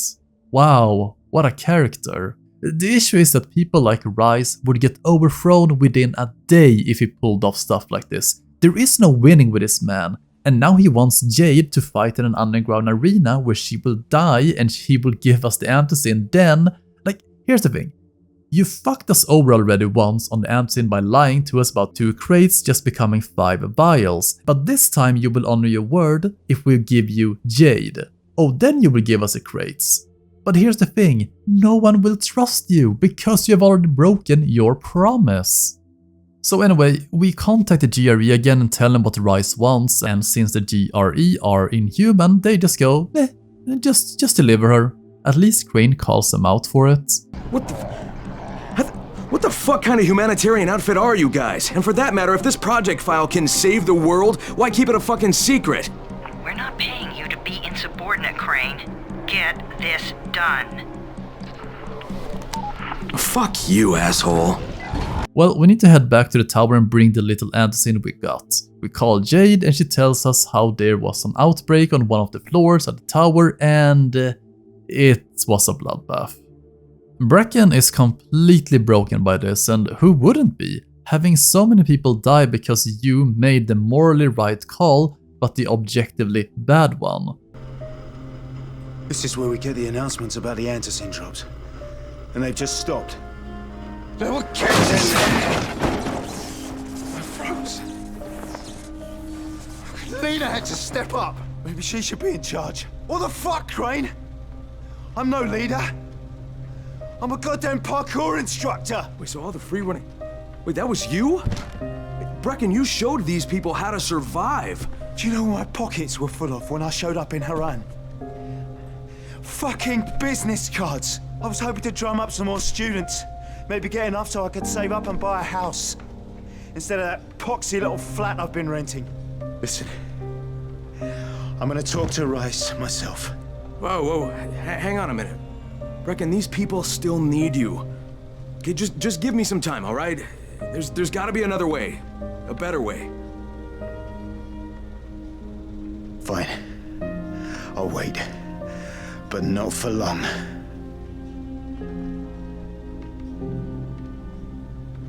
This is one of my favorite scenes in the game as it shows a believable situation as Bracken is not a perfect leader. He's just a parkour instructor and people chose him to be the leader because he taught them how to survive, and you can tell that he takes his job super seriously and has an immense pressure on himself to be perfect, and it does not help that he can no longer go out and help as he's still injured, which puts even more pressure on his shoulders when he has to sit back and wait. Sadly, we are not getting much more development for Bracken after this. No, seriously, he will be in a few more cutscenes, but he never really does anything or talk about himself, so yeah, what a waste. Oh, we also get the information that the antizin drops have stopped, and that means we are out of choices, as we can't get it without getting in a fight anymore and we need to try and steal it from Rice as we are not giving up. Jade, on the other hand, has heard rumors that Rice is stockpiling goods at the school, and she wants us to go with her and check it out. As we are going to the roof to contact the GRE, we meet with Rahim up there and he's a bit tipsy. Rahim, what are you doing up here? Hey, Crane. Can I trust you? How much you had to drink, kid? Can I or not? Yeah. What's up? See that skyscraper? Scouts found a volatile nest in there. We take that out, and then running missions at night, we could totally do that. So I'm thinking, if we planted some explosives. Oh, Jesus, Rahim, you're not still on that. Crane, we have to do this. As long as that nest is there, we'll never be able to gather up enough antizin. It would work. We make a good team. Ah! Shit, oh my... Ah! Don't drop me! Don't drop me! Oh, fuck. See? Told you we make a good team. Okay, so we know that Rahim mentioned bombing the nests during the first time I met him. But here's the main issue, and I will bring it up later. But why exactly do we need to bomb the nest? I get it, it would remove the threat of volatiles at night so we can run and pick up airdrops that contains Amsin, but we just got information that there are no more Amsin drops coming in, which means night runs are now useless and not needed anymore. So why do we need to blow up the nest? To make it safer at night? Okay. Again, I get why Rice's men are only active during the day, and since the tower runners can't handle them in a straight up confrontation, they scavenge Amsin at night. But if there are no more Amsin drops, there is no point, unless we're gonna start stealing from Rice during the night. I don't know, it just makes no sense why he is so obsessed with that nests. Oh wait, there are still airdrops coming in, they just don't have Amsin anymore. Okay, again, GRE, who are these drops for? I guess it's there to show to the outside world that they are delivering something, just not Antizin. But why are there even items in these crates? Like, you can still pick up some supplies for them, they just don't have Antizin in them, so why is there even anything in them? But also, the big question is also, why is there no more Amsin drops? No, I'm serious, why did they stop them? It honestly makes no narrative sense. I thought, maybe it's to pressure Rice that we hold all the cars and force him to make a deal for Amdocin and maybe rescue him and get the file back, but I don't understand why now? We call GRE who asks them to start dropping Amdocin again, and this is the response we get. This is Crane, do you copy? What do you want, Crane? I want you to start the Antizin drops again, at least near the tower. These people need help. We put you in Haran to find our file, not to play Mother Teresa. Or does this mean you've reconsidered Rice's proposal? Perhaps Miss Aldemir would even be willing to cooperate, test her skills in a new environment. You start giving us some Antizin and then we'll talk about what Rice wants. Oh, it's us now, is it? Well, I'm afraid your request is out of the question in any case. Things have gotten a bit strained with the Ministry. Presuming the airdrops would not be politically advantageous at the moment. I think this could have worked, seriously, but it was at the wrong timing. If there were even a few more missions before we met Rice, where we help with the tower and stuff, the GRE starts to get impatient and they don't like Crane's attitude, and in order to force a meeting, they stop the Amdocin drops. That would make sense. But now they stop them after we met them. It's in the wrong order, and it just makes no damn sense. And if they stop them to force Jade to go to fight in arena, okay, but why? It's not getting them closer to Rice or the files. It's such a narrative mess, and the devs did not really think this through. Hell, just have it be the military that forced them to stop delivering the Amdocin as they want to flatten Haran. That would make more sense at this timing, but no, they just take over later, as it was a GRE and not the Ministry of Defense that stopped the drops. Ugh. We make it to Jade and meet her outside of the school, where Tahir and his men are busy hauling supplies into it. Jade sneaks inside and you must find an alternate entrance because of course, namely through the roof, as we search each classroom for Antizin, but the school is of course crawling with Rice's men, and I hate fighting humans in this game because god damn it. It also seems that some zombies are in the school as they were not fully cleared out, and we must fight through them to reach the basement where Jade thinks the Antizin is at. Hey, sometimes there's nothing wrong with the direct approach. Holy shit. That's plastic explosives, right?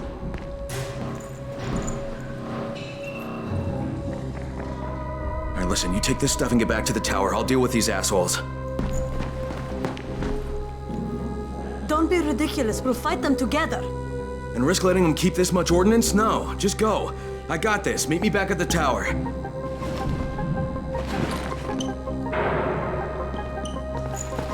Promise me you won't let Rahim near that high. What? Yeah, of course, I promise. Just go! I'm a little bit surprised that they don't look around for Antin for a bit longer and instead just steal the explosives, which does not really have that much use for us.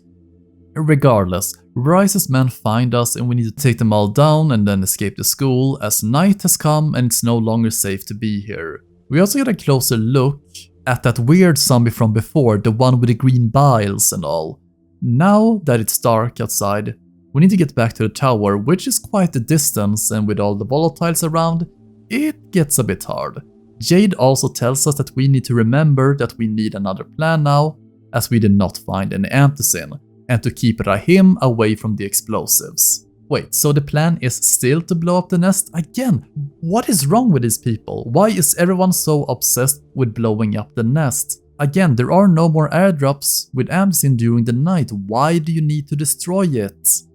Anyway, Rahim promises that he won't get near the explosives and contacts us when they are done for us to plant, because we will do it now instead. Seri tells us that the weird zombie we saw are called bolters, and he wants us to catch one of them and get a sample of its flesh, as he believes this could be one of the zombies that has mutated after he left out some of the experimental meat that the zombies ate. The thing is, bolters only show up at nighttime, and they are often surrounded by volatiles and virals, and you need to sneak up on them as they will bolt away if they see or hear you. Or you can just do this. Correctly. You are ordered to come immediately. Guns are useful. Alright, let's give Doc the samples. This tissue, it's testing positive for the recombined virus. Camden, do you know what this means? The meat experiment worked. When I dose the meat samples with the altered strain, it's had an effect. So Crane tells Seri's friend that he can deliver the samples by hand, but that means traversing all the way into the city, which is much more dangerous than the slums. Seri also tells us he will contact us when everything is ready. Oh, and the stuff you loot from the bolters can also be used to mod weapons for some extra poison damage, which is neat. Rahim calls us and tells us that he and Omar went to blow up the nest. You lying little shit. Well, they messed up badly, of course, as they are being attacked by virals, so we tell him to meet us at the train yard, which is closer to us. After talking to Brecken, he tells us not to tell Jade about this until we know the full situation as we go to rescue Rahim. We find Omar's body at the overpass, but no sign of Rahim, so he must have survived the attack. But we do find him inside of the train yard as he is surrounded by zombies trying to get into the train cart. Rahim! Crane, I didn't think I'd make it, so I armed the bombs. They'll blow in less than 5 minutes. Oh shit, kid, you're bleeding. Huh? Oh, I cut myself. It's nothing. Fuck, just plant the bombs. Alright, don't move, you got it? I'll be right back. So we now have 3 minutes and 30 seconds to plant the bombs in the volatile nest as we need to get there from the sewers, and I absolutely love this mission. We need to plant the explosives on the supporting pillars, but inside it's chock full, and I mean full of zombies of all different types, and getting around is difficult as it's like a maze, and you can't stick around killing zombies as you are on a short timer. And after planting the 2 bombs on the 2 floors, we need to escape as we are being chased by tons of virus and different zombies. We can also watch the whole building explode behind us.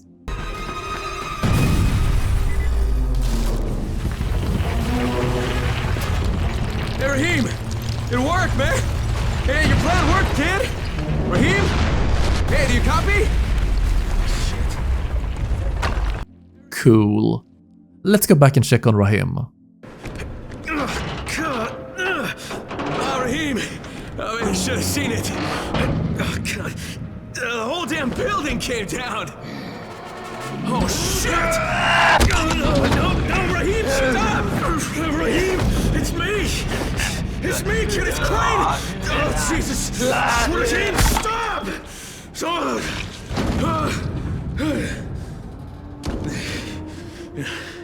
That's a fucking bite wound.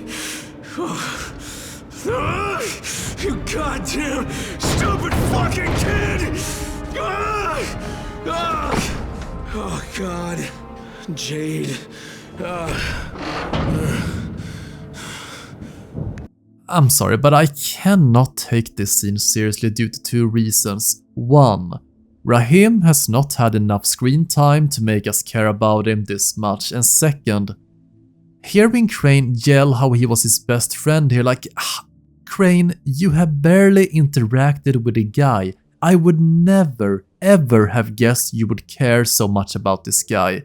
This is one of the big narrative and character issues about the game. The characters tend to be so shallow for the emotional and serious take that the game tries to emulate. It wants to be serious and dark, yet the writing just lacks those aspects, and instead it just becomes generic and cringe. And it probably has to do with how the game was initially going to be. Choose between these 4 different characters to play as, like in Dead Island, Brecken, Rahim, Jade and the 4th unknown character, and this is why their characters are written fairly basic, as there was not enough time to change the game to give them more screen time or write the story. Which is also weird, as the main story itself takes around 8 to 10 hours to finish. Yes, Rahim transforming this fast makes sense since Rahim has never been bitten before, which meant he had no antocin in his body to counteract the bite. But it's one of the many over-the-top emotional scenes that has no real impact, and there are more to come. But for now, we need to get back to the tower. Back at the tower, Brecken is also mourning his death, and of course, this happens. Maybe if I didn't leave him there, he'd still be alive. Oh no. Jade! Jade! Wait! Jade, god damn it! Just give her time. She needs to grieve. Whoa! Sarah! Shit! Get down there! We can't let them take it! We are interrupted as Rice's men are now attacking Seri's trailer to kidnap him, and I guess Jade is deaf as she can't hear the explosions or the calls over the radio, so it's up to us to defend him and his lab against Rice's men. I do like how their vehicles are modified to have spikes in front of them, making them able to break down gates and fences in front of them, a fairly smart technique. Nevertheless, Seri has been kidnapped and Brecken believes that this is due to us hitting that school. I could have sworn I left no one alive in there.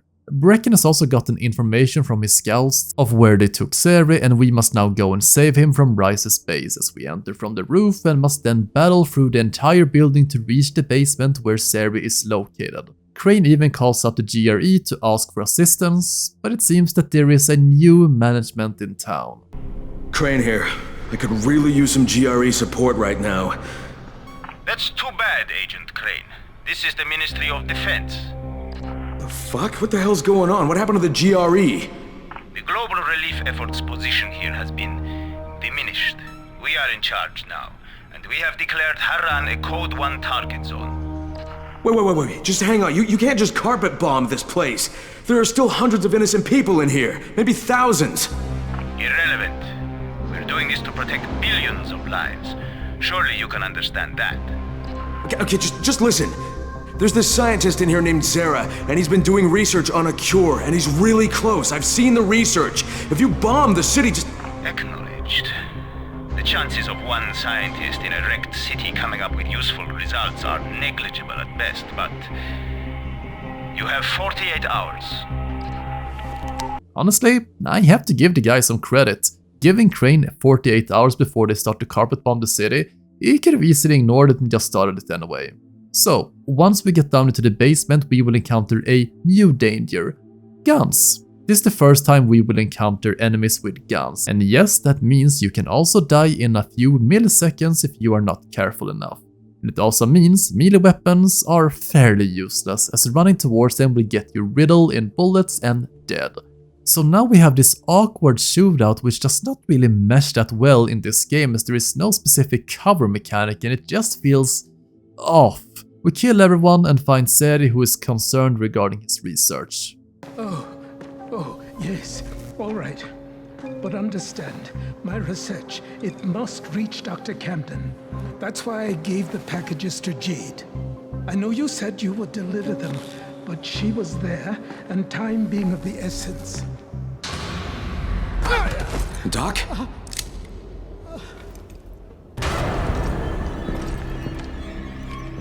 So, it takes no more than a false hope of rescue to loosen the good doctor's lips.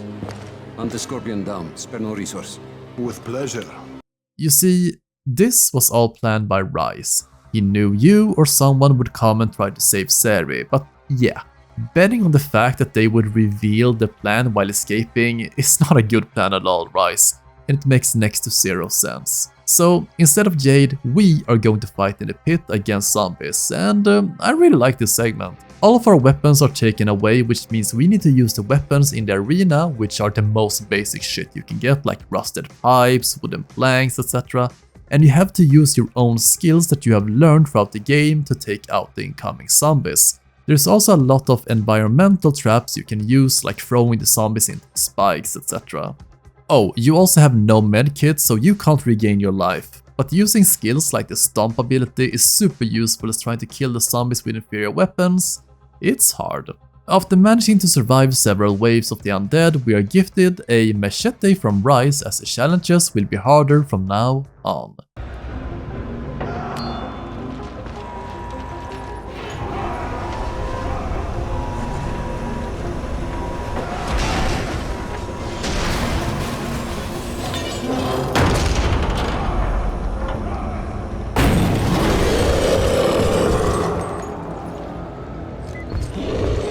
And this, my friends, is the Enforcer. These guys are a menace and are easily one of the hardest enemies in the game. You see, they will charge at you 3 times before stopping to breathe, and in that time window you can hit them. The issue is that they are wearing tons of armor which you need to get rid of first, and they can take a ton of damage. Also, aside from that, Rise also sends down a few virals to chase us down, which can be an issue. Oh, I forgot to mention. The Enforcer also has one other ability, which is to pick up concrete blocks and throw them at you. If you are at a location that the Enforcer can't reach. So if you're standing on a roof or something, he will start to throw at you. This makes them a super versatile and annoying enemy. But we kill him and everything else in the arena, but we start to get some seizures due to our acid running low. And we actually get a fairly badass scene. Alright. Kill him.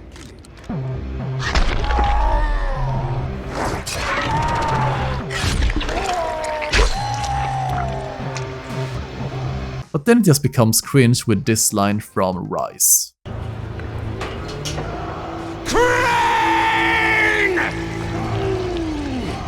Wait, how does Rise know Crane is with the GRE? And he releases the document and file so Rise no longer has any leverage over the GRE? So I'm going to assume this is what happens. When we are captured, Rise takes our walkie-talkie and he figures out that this one can contact the outside world, which he deduces to that we are part of the GRE, as no one else would have this type of walkie-talkie. So he was also able to contact this outside person with the files because now he has the means to reach the outside due to your radio. I'm just assuming this is what's going on. It's not really that well explained in the game. Also, for some reason, the Ministry of Defense decided to bomb the whole city in 48 hours before the file was even leaked. Okay. Yes, and the file included an incomplete version of the virus that could be toxic in its current state, but it could also be a cure. But this is never brought up again. But it's later revealed that this was not an incomplete cure, instead it was dirt on the GRE, which would kill their reputation as they want to turn it into a weapon, not a cure. Honestly, I'm more surprised that the GRE went through all of this trouble sending us instead of just bombing Haran. No, seriously, we don't need the file, we don't need to have it, we just need it destroyed, as it's not a cure, so why not just bomb all of Haran? GRE does not seem to care about survivors inside, so just bomb and kill everything, which means the evidence will now be gone. It's just weird because GRE should be acting and work with the Ministry of Defense here to actively destroy Haran. It's the safer option, even though the interest says otherwise. Oh well, maybe that's his propaganda. Anyway. After that we need to haul ass out of Rise's base while being shot at, and it's honestly not that easy as you can take tons of damage if you run at the wrong angle. But we managed to escape through the sewers, but the seizures are once again acting up, even stronger than before, and getting back to the tower is hard as we can't sprint and barely fight. We eventually pass out, but we are woken up by Brecken by our side as he saved our lives. He knows that Jade was going to Camden, Ceres' research partner, the one he has been talking to, but he found out that now that Rise knows where Jade is heading, he had to flood his research center with zombies and whatnot, which has also shut down all the communications between us and him. So it's finally time for us to get into the city, to both get Jade back and get the files to Camden. So Ceres' sacrifice was for naught. The only way into the city is by a group of smugglers called the Saviors, whom we need to contact to help us get in there. They're not that friendly at first, but the tone changes when we say we messed up Rice's arm. You're the one who chopped Rice's hand off? Yeah, and now I have to get to Sector 0. What's your name? Crane. Well, Crane, you're in for some heartbreak if you think going to Sector 0 will get you off Rice's shit list, but wait here. I got a guy here who claims he's the one who took Rice's hand off. Crane. Yeah, that's what he said. Really? Are you sure? Huh. Okay. Right. Gee, I wonder who he called. Well, let's just get to the tunnel. Oh look! It's Dawood and his son. And this is a super cool sequence, as I mentioned, that we see them down here with us trying to get into town. And if we do not help Dawood get a gun in the side mission, he won't be here. I would have loved if more side mission stuff would affect the main story in some way or form. So since we are Crane, we get to go first in line because everyone else would die. I guess it's kind of funny how absolutely insane the passageway to Old Town is. There is no way these regular people could ever make it through the same way, as there are zombies down here, but there is a cool scene where if we look out of the pipes we see a few virals chase a survivor. By the way, this was all a trap, as Rice's men have us surrounded. Gee, I wonder why they let us go first in line. Maybe because they knew Rice's men were standing guard on the other side. I just don't understand why people would ever side with Rice over the man who cut his hand off. Like, am I missing something? There's also no reason to ever trust Rice. He has never ever kept his word, yet these smugglers think, yeah, let's give up Crane to Rice. I suppose that some people are just stupid. We make it out of the sewers and kill the rest of the ambush squad, and we are now in Old Town.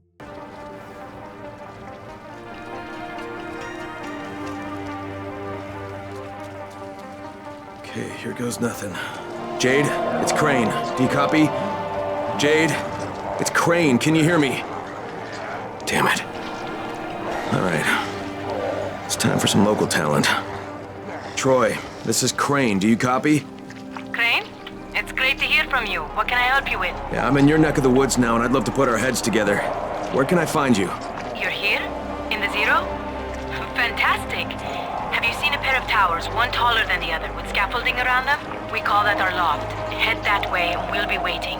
Old Town is the complete opposite of the slums, as there are affluent buildings and neighborhoods everywhere, as the architecture is more of a neoclassical style, marble columns and pillars, apartments with many rooms, spacious as hell, many even having huge balconies with custom-made baths and even sunroofs. The issue was that so many more people lived in Old Town and that the virus spread faster here, and since it was on a complete lockdown, not being able to travel to or from it, it became a death trap as the zombies started to roam the streets and infect everyone. And I think it's about time I talk about another aspect of the game that makes it so amazing, namely the music and the atmosphere. I would argue that Dying Light has some of the best atmosphere I have ever experienced in a game. During daytime you have this perfect music theme which just by itself sets the tone so fucking well for this game, as it feels as if humanity is literally dying. There is no hope, and how everything is coming to an end. It's straight up depressing. The leaves, the burning ash flying all around you, which is probably ash from all the fires around Haram.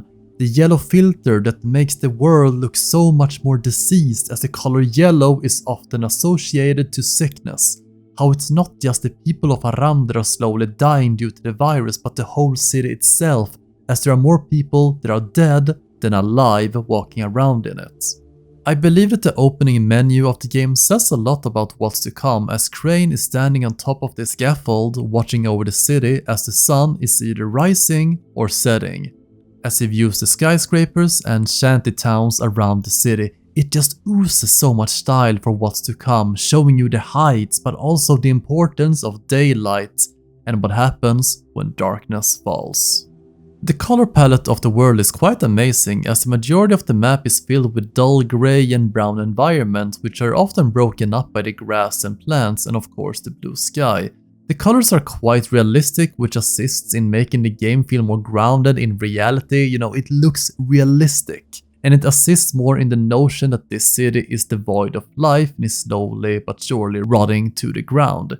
There is no hope, there is only death waiting for the survivors. There is this sense of freedom whenever you are climbing tall buildings and when you're up on roofs, as there are no real threats to you. As long as you're up here, you have full control of the game. But when you're down in the small claustrophobic streets and alleyways, you lose that control, and it's just genius design. Seeing all the flies since the city is full of the dead, tons of birds, especially the murders of crows that are eating the dead corpses. Even though there are not many humans left, does not mean that life itself does not flourish around the city. Furthermore, during the nighttime, you can look across the bridge and see lights of the nearby cities, how it's normal despite of the hell that we are stuck in, showing that life goes on as normal outside of the city, even though it feels like you're on another planet. And how hope and safety is so close, yet so far away. There is also everything you see in the open world that assists with the immersion, how the trees, flags, loose antennas, etc. is reacting to the wind, the barrels on fire and the fire itself going in the way of the wind, the smoke in the background, the dust particles and the zombies just walking around the streets moaning. There's overall not much static in the world, as everything is just moving. One cool aspect that many people seem to miss are the different messages from the GRE on the TVs, as they are giving information, for example how making loud noises will attract problems. But you can also see the naivety, as the disclaimers below says that you do not have the right to defend yourself against unprovoked attacks against infected, as you can and will be prosecuted, as the infected are your friends, neighbors and family, so you should treat them with respect unless they attack you. All while this infomercial tone is playing in the background, it also says that you should remember that kids should not go out after dark and that all infected are legally citizens with the same rights as anyone else. There is the classic report to anyone whom is suspected of being infected, even your family members. They also inform people to aim for the head, so yeah, good tip there at least. There is this dark comedic tone where it has this cute elephant, but everything around it is just horrifying. And when you take into account of what the world looks like outside, then the commercial just becomes more surreal. But I'm going to guess that these messages were broadcasted at the start of the outbreak and has not been updated since. Another event that not a lot of people in the world mentions is that the outbreak happened during the Global Athletic Games. They were going to take place in Haran, but obviously it was cut short, but many athletes still traveled there, and the coolest aspect is that you can still see zombies that are wearing tracksuits with numbers as they were the athletes that got bit. It just adds so much to the world building. Another aspect that I think the game absolutely nails is the lighting. It makes the game look like a game that could have easily come out in 2025, but yet it was made in 2015, and the secret is how they created the lighting effect. In order to create this seamless day and night cycle, the technical art director created a system that calculates the lighting based on the time of day, weather, and where the player is standing. So at any given time, the game is calculating the position of the sun and moon in the sky and creates light as a physical object that strikes the different surfaces of different objects in the game, and hell, it even bounces off these objects. One of the coolest moments in the game by far is that when the clock strikes 8:30 PM, all the normal zombies will stop what they are doing and look towards the sun. They will not even try to attack you. They are just looking at the sun, and it's beautiful in one sense, but on the other hand, it's terrifying as they are not acting like mindless creatures anymore. It could be a human part that's still left in their body, wanting to watch one of the world's most beautiful natural phenomena, being the sunset. On a darker note, it probably means that it's a relief for the zombies as they don't necessarily like the sunlight, and nighttime and sundown means relief from the sun. Overall, I love that the devs added this function to the zombies, as it makes you ask so many questions regarding how the zombies work and think, and if there's anything whatsoever left of their human side in there. There is also some neat changes around the world that changes depending on the missions you complete. For example, Alfie's second quest regarding the searchlights actually add new light traps around the tower, and the gardening book that we find and bring back to the tower, we can actually see them starting a farm on the roof of the tower. I love these visual changes depending on our actions. It feels like you are actually doing something that affects the world. It's just too bad there's not more of this. As I mentioned in the nighttime section, it's utterly terrifying. I can play through horror games. Sure, I get scared kinda easy, but I can manage them. Getting footage of me actively trying to do stuff during nighttime or fighting the volatiles was hard, because it's just so damn scary. From the chase music to almost seeing nothing to the immense numbers of volatiles patrolling every nook and cranny is so damn scary. And when the chase starts, oh boy, I always panic so hard. You will also notice that the zombies change throughout the game.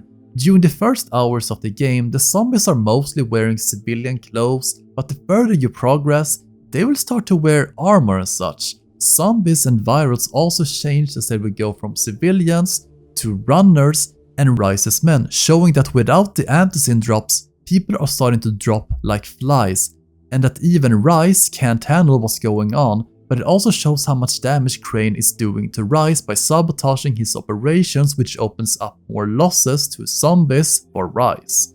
It's so cool to see that the world is reacting to what you are doing in the main story. A cool aspect is when you visit your room in the tower, you can see a clipboard of the different zombie types and their names. Furthermore, you also get a ton of collectibles around your room after completing certain missions, like the alien rocks, the figurine we took from the wood store, this link sword, and also a cute drawing that the kids drew on the wall, how the tower is safe against all the zombies. It helps making it feel more like home and gives a positive vibe. What you're doing around Haran is actually helping people and you are useful. And you get this painting after you bring back some crayons for the kids. Oh, and in each loading screen when it comes to the main missions, you have a crane narrating the events and the missions you are currently on, and I enjoy it as it gives more insight into Crane's feelings on the missions and what's to come. With most of the runners out of action, Brecken wants the scouts to take their place. That means me. We're supposed to go for the next airdrop right before sunset.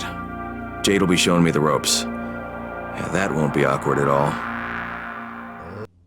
The sound design is also great here when you're not in combat, as it uses these ambient tracks to fit the vibe of the game, and it does it so well. The zombies groaning, the bottles and pipes falling, the wind, and many more smaller details that immerses you in the world.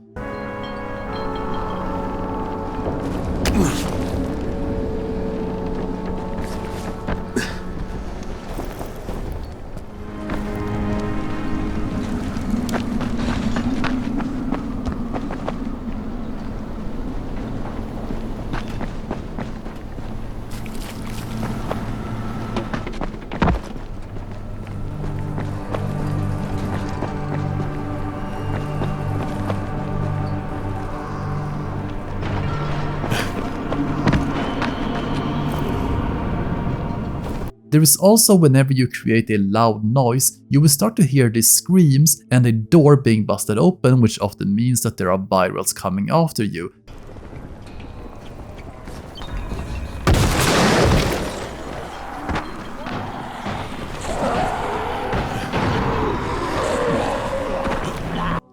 Though this sound is just scripted, as there are no virals actually breaking through the doors, and sometimes they don't even come at all. And when it comes to specifically the music, the composer Pavel mentions that he did not want to emulate the music from zombie movies from the 90s as it was mostly rhythmic dissonances from distorted synthesizers which often made the audiences tired towards the end of the movie. Seeing as Dying Light is a game that you can play for countless of hours, that means you need some type of music that the players don't get tired or annoyed by.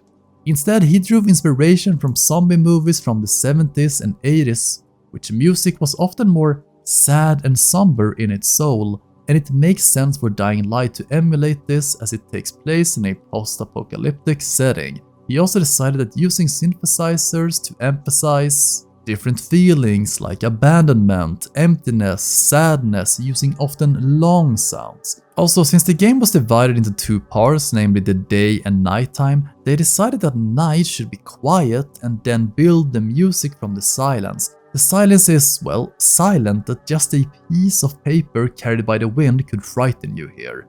He also tells us that the sound we hear during the night is not much sound, but more like a feeling. Some type of wheezing or whistling. This silence also enhances the enemy's roar and footsteps, which makes it much more frightening instead of just using scary nighttime sounds.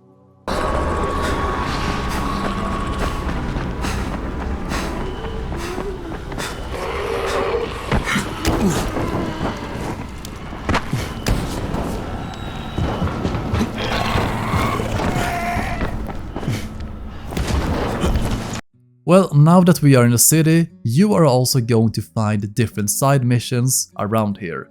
And some of them, just like in the slums, are simply awesome. The first one is when we meet an old man and a bunch of kids at a kindergarten, where the old man is acting like a wizard as it's only him and his wife taking care of the kids, though his wife is out and is soon coming back. We do various missions for him disguised as quests, like finding insulin for one of the girls, with the mission being called Health Potion. After that, we help collect some blocks for a kid who dropped them down at the basement, where they are not allowed, and he heard a noise down there, and so do we.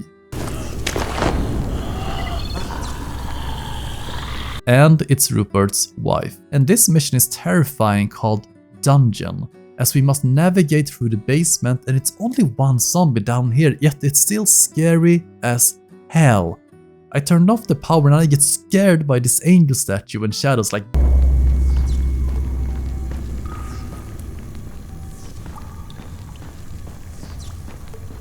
But we find his wife and lay her to rest, and Rupert is thankful.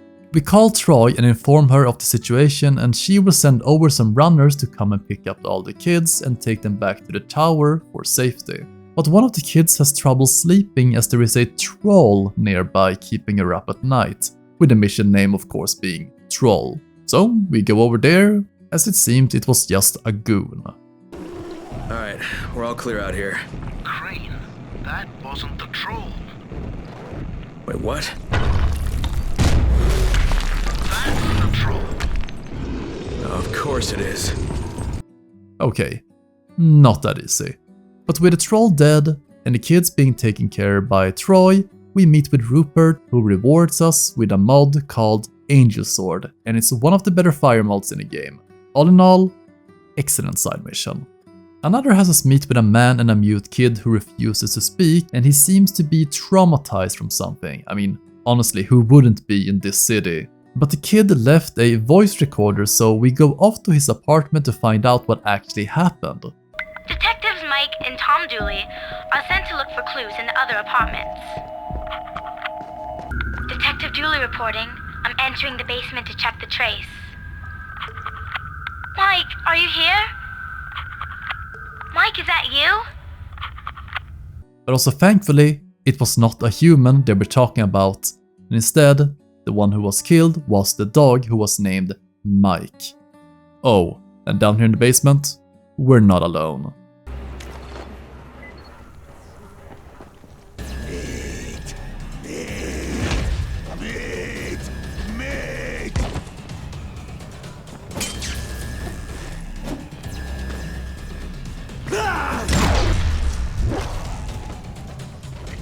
So it turns out that this cannibal killed both Mike and the boy's dad, and that's why he's so traumatized having seen all of this.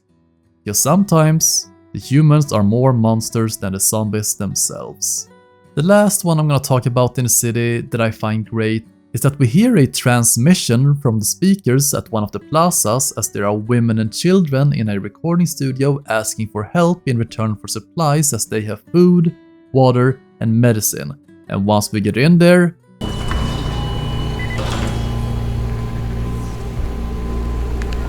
anyone who can hear this, our situation is dire. There are women and children here. yeah, so this psycho has been luring people in here and then hunting and killing them. As there are only humans here, no zombies whatsoever. So we better turn off this transmission to stop people from being lured in here. But once we stop it, we get a message from the killer. Please, help us. To anyone who can hear this, your situation is dire. I've killed women and children here. I can offer you death in exchange for your medicine, food, and drinking water. Come to me. This person is a sick individual, and there is no way we can escape before taking care of him, as just like the other cannibal, this guy is worse than the zombies, and he can kill more people. There are some cool sequences like crawling through the air ducts while the killer is riddling it with bullet holes, and we can see the light coming through the bullet holes. He also gives some more creepy dialogue to us meanwhile. To anyone who can hear this, I'm going to cut out your eardrums so you won't hear anything. You will die in total silence. Not to worry. I'll do screams for you so they won't go to waste. The actual fight though is... okay, I'm gonna be honest, it's awful. The issue is the ping system. Because this should have been a horror mission where this man is hunting us, stalking us. The setup is there, the dialogue, the sounds, and how dark it is, but then you just kill him with some bullets. And I think their issue is the ping system, as I get it for zombies and supplies, but humans, why? It just removed every element of surprise and made this a non-horror mission. It was such a good setup. Regardless, it's still a good mission, but it had so much more potential to be one of the scariest missions in the game, by far. Aside from side missions, you can also find these blue markers in the open world, who are often in trouble as zombies are attacking them, and if you say them, you get a reward. Some give money, some give a weapon, or even a recipe. There are also some special events where you can see a few survivors ganging up on a goon or enforcer, and if you help them kill it, you can get some pretty good rewards. And these events are cool as it makes the game feel more alive. And then there are the escort missions. I hate them. They are so slow, too scripted, and sometimes just questionably hard, as they will plant a goon at the end with a ton of virus coming from every side from time to time. And the rewards are often just not worth the hassle. Just like during the early missions, there are airdrops coming in from time to time and you can pick them up. And if you are too slow, Rise's men will show up and you need to kill them to loot the chests. But since there is no more amps in, they only contain disaster relief packages that you can bring back to the quartermaster, which gives you survival points and increases your survival skills. And there are also medical supplies, which gives you 1 to 3 medkits, and I gotta say, the rewards are pretty barren here and often not worth going after, unless they're on your way to your next mission objective. There are also chests that you can find in the open world at various locations, and later on chests that are from Rise's men that contains money and weapons, and these are by far better, as they actually hold some value in them. You can also find different challenges in the open world, namely the parkour challenges, which you can start at various locations, and you pretty much reach this checkpoint before the timer runs out. You're not allowed to use any grappling hooks. Now we have some issue with these challenges as they don't feel scaled enough. You see, the development team planted this challenge super close to the tower, might even be the first thing you do after you go out in the open world, but oh man, it's bait. because you cannot complete it without improving your parkour ability to climb and run faster first. It's next to impossible. And that's what I don't like about these, is they are not scaled well enough to start off easy and then get progressively harder. And it's not fun when many of them are just too artificially difficult unless you have the correct agility level. This is in stark contrast to the might challenges that you can do without any needs of a high might skill, as the mission givers will give you different missions like shooting a zombie in the head, move as you kill tons of zombies with specific weapons that one-shot them, trying out new modded weapons to try out on zombies, kill X amount of zombies within the time limit. And these can vary from super easy to insanely difficult, like killing X amount of zombies with only headshots. These challenges can provide some decent gear and gives you a ton of cash and even some mods for your weapons. There are also quarantines that are scattered around the map that you can discover. You often find them when you start seeing these quarantine walls, tape or plastic tents around an area. There are 6 of these in total, and they are often tied to the world and story, like this was the place where the first quarantine started, etc. And the objective is to pick up 5 disaster relief packages while battling hordes of zombies. These quarantines also contain GRE chests that can hold some rare items and valuables.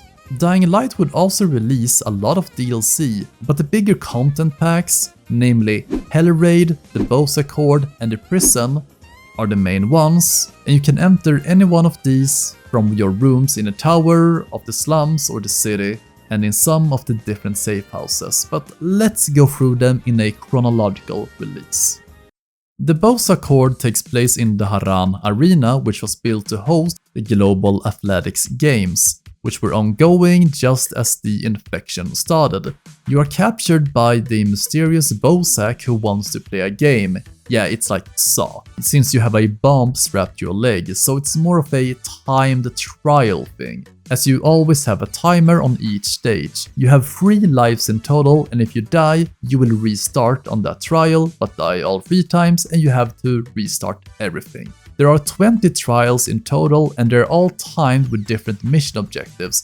I managed to reach the 11th trial as I was playing solo, and it's recommended that you play this DLC with friends.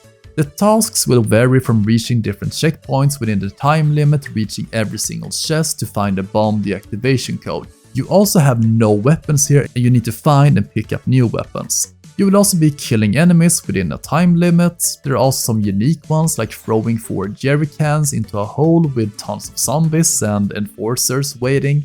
Overall, I find the Bozak challenge quite fun. The issue is that it was released at a fairly high price point, and for that kind of money, no, it's not worth it. Still, there are so many varied stages here, from the parking lots to this super cool layout where you climb on top of these huge platforms and it truly tests your parkour skills, and being able to calculate the best routes, how you can jump down on these tents to dampen your fall. Overall, it's cool, but it's not something you have to play. Oh, and on a cooler note is that you can actually find the Bozak later on in the game, as when you finish the 20 trials, you won't meet him. But in the city, you can discover these posters that hold the Bozak challenges, and it's more or less killing zombies within a time limit, but these can be more specific, like kill X amount of zombies from behind with sneak attack, kill this many volatiles with a weapon within a time limit, pick up these chests before the time runs out, etc. Climb this tall building within the time limit, so there is a lot of variety here. And when you finish all, I think 8 of them, Bozak will want to meet you at the highest tower in the city, as you are going to do one last battle with him. Get it? Now fight me!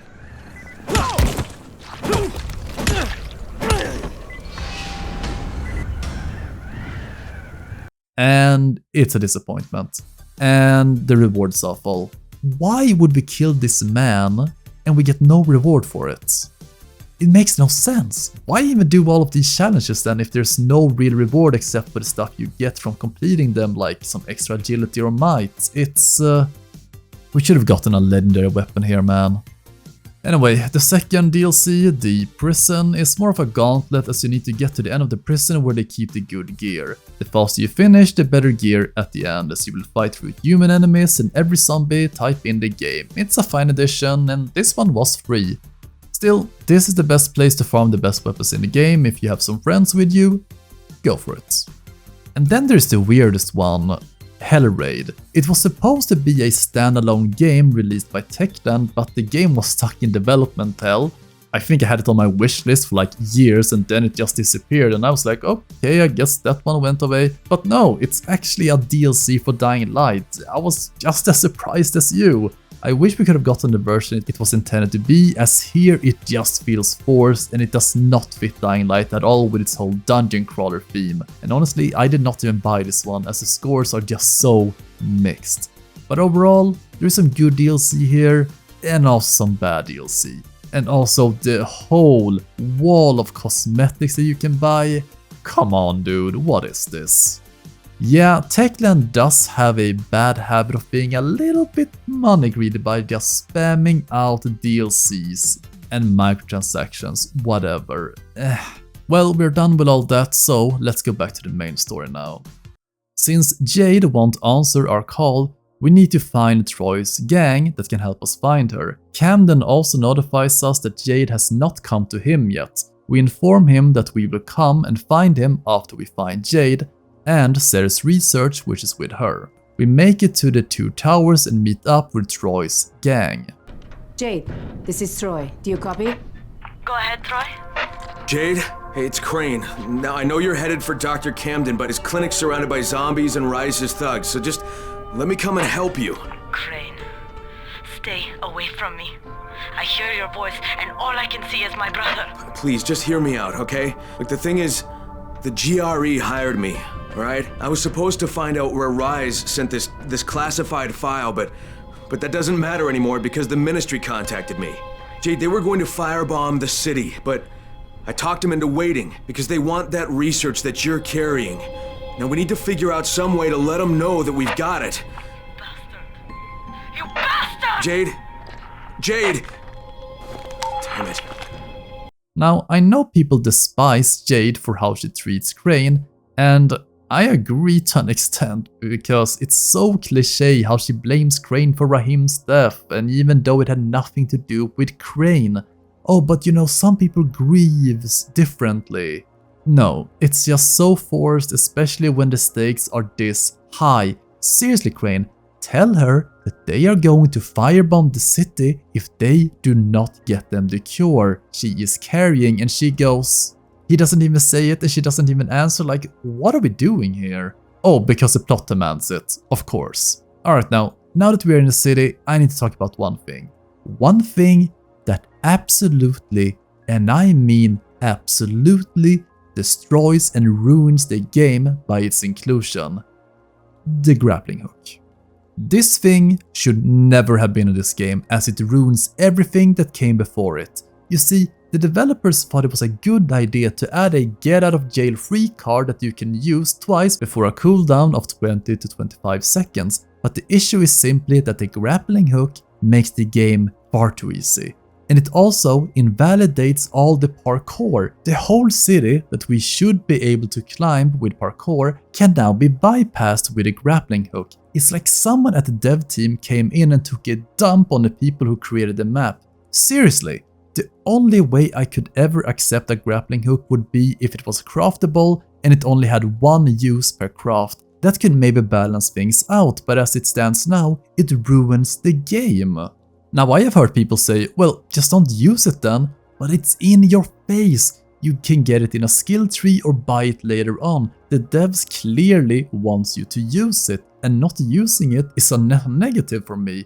It's a game about parkour. Everything in the world is built around parkour, and we add an item that pretty much skips all of that. Okay, like, don't get me wrong, using it is fun, but it's too overpowered. It removes the pursuit and makes the game too easy, as escaping has never been easier, especially during nighttime. And hell, there is a reason why the development team added so many seizure scenes towards the end of the game, because during them, you can't use the grappling hook. But you can still climb walls, which makes no sense. I thought that using the grappling hook would make it easier. Regardless, this was an unnecessary item and it should never have been in the game. We get some information at the university, which was Jade's last known location, where we are given a photo of Amir and something about... She left this for you. It's Amir. Why would she have left me this? Well, I can't say for certain, but she did ask me to tell you, not again. And now it starts to make a little bit more sense that it's either that she loved Amir and started to love us, but I think it's more that it's due to Crane being undercover with the GRE, and this triggered a memory that Amir was also with the GRE. Well, we have no more clues as to what the truth is, but Troy wants us to come back as there is something we have to see as it's urgent. An internal global relief effort document surfaced today that, if verified, implicates the GRE in a far-reaching criminal conspiracy. Instead of trying to find a cure for the Haran virus, according to the file, the GRE had plans to weaponize it and sell it to the highest bidder. Worldwide backlash has... No, skip to the important bit. I was the last survivor left in the quarantine. I can't believe I made it out. I can't believe I'm still alive. We mourn all those who didn't survive, but as the President said in a speech here earlier today, life is for the living. Military troops have searched for survivors all over the quarantine, but now there's no one left besides the infected. According to Colonel Tanner, once his decontamination process is finished, the infection will be completely obliterated. The Ministry did this. They're making their excuses to the rest of the world for destroying a city. Since we have lost our super radio to contact the GRE or the Ministry of Defense, we have to show the outside world that there are still survivors inside of Haran. We need to set up explosions in a man-made pattern. The issue is the buildings we are going to create this pattern in is, well, of course, filled with zombies. We must traverse through the sewers to meet with our contact who has the explosives. Yeah, now I know why they needed our help, as we need to run and climb throughout the building, setting up the charges in a pattern, which means we need to get through many floors on the building. And with a non-working elevator, it's going to take some time, and I must say I'm quite impressed with the ambience here. Low sound, dark as hell, corpses lying around all over the place. You can tell that the people who lived here are long gone. The first two bombs are fairly easy to plant. But the next two floors, they're troubling, as there are all sorts of zombie types up here, bombers, virals, hazmat suits and whatnot, and we are even introduced to a new zombie type, the Screamer. And I'm not even sure I can show this footage due to the fact that it's a child. Yeah, you can kill zombie kids in this game. That's haunting. Regardless, you can kill them in two ways, the first being, well, shoot them or kill them from afar, the other is to sneak up on them and give them a mercy kill. So their ability is pretty much that you will lose control of your character if you are too close, taking damage, and it will also attract tons of zombies due to the noise it creates.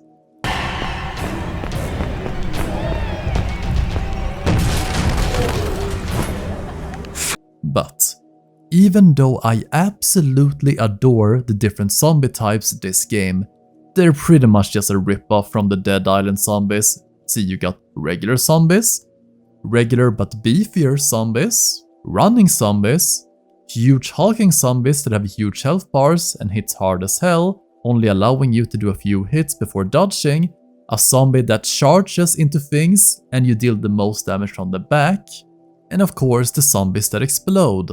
You have literally 6 zombies from Dead Island. The new ones are the Toad, the Screaming Kids, the Volatiles. Like, what happened here? I don't wanna cry copycat, but goddamn, this is close to it. And overall, aside from the volatiles, there is not that much innovation here when it comes to the different zombie types in the game. It's just stuff that we have seen before, and I would almost call some of these designs lazy. Anyway, back to the game. With all the explosions in place, we use the detonator and voila.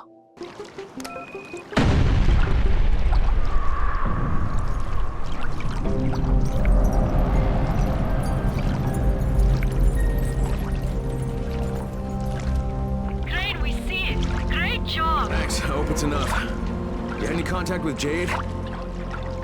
Crane? Jade, is that you? Crane, I heard what you did. I see what you did. So, do you believe me now that I'm on your side?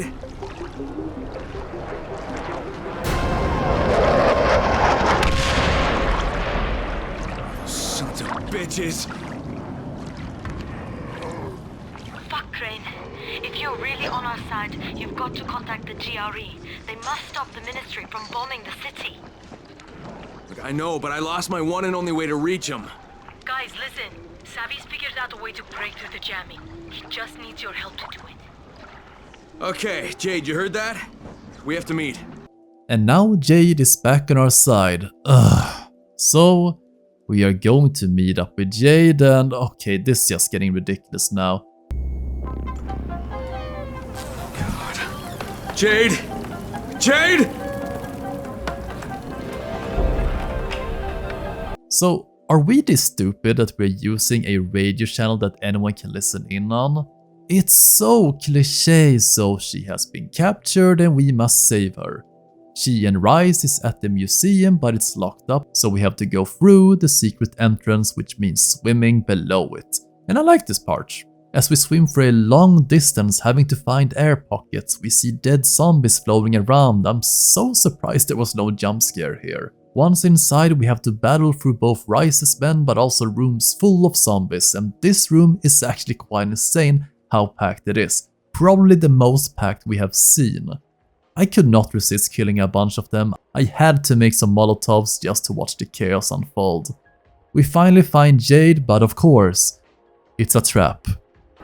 You do not have the luxury of a minute, Scorpion. In fact, what little time you have, you owe to me. Thanks to your repair of my antennas, Crane, I've listened to every word any of you have said. How do you suppose I found you, Miss Aldemir? Or the good Dr. Camden? How do you think I broke the connection between the sectors? The clichés in this game just keep on stacking up, and I'm starting to become buried by them. But Rice, it does not matter if you have the cure, they are bombing this place anyway, and it's ultimately your fault. But does Crane tell him this? No, of course not. We need to fight more zombies as the doors are open and a ton of walkers and virals swarm in. Sadly, Jade was bitten a few hours ago and we are handed one dose of Anticin from Rice and only one of us can live. Actually, remember back during the night where we burned Anticin? Yeah, Crane actually stashes one bottle of Anticin in his pocket before he destroys the rest, yet this never comes up again. Yeah, so Crane had an extra bottle, but it's never used. And sure, you could say that it was either broken due to all the parkour, or he gave it away with the rest of the Anticin that he got from Rice, but it's never really clear what happened to it, so it's just Chekhov's gun, but Chekhov is not there. So now we are left with only one dose of Anticin, and Rice gives us the choice as to who lives and who dies, yada yada. Just imagine if Crane would pull out one extra vial and says, "You lose, Rice," and then he just starts to chimp out, but no, it's just gone. So we get more and more seizures, and we go into my least favorite part or scene in this game, the drug or dream sequence. Here we can't see straight and we hear Jade speaking to us as we must find the correct door to enter, and then we get this.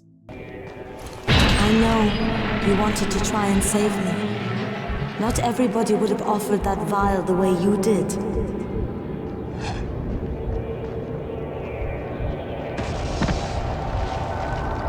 What the hell is this?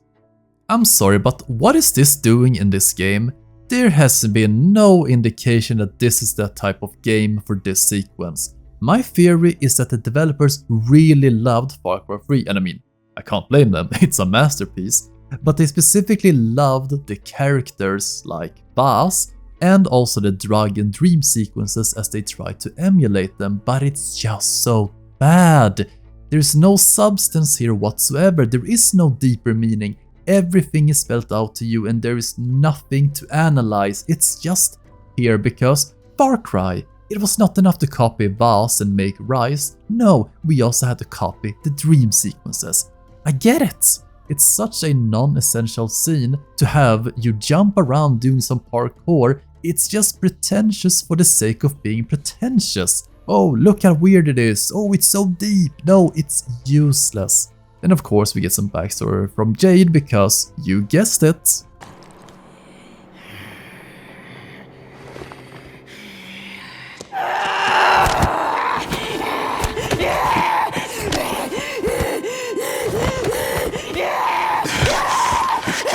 Jade.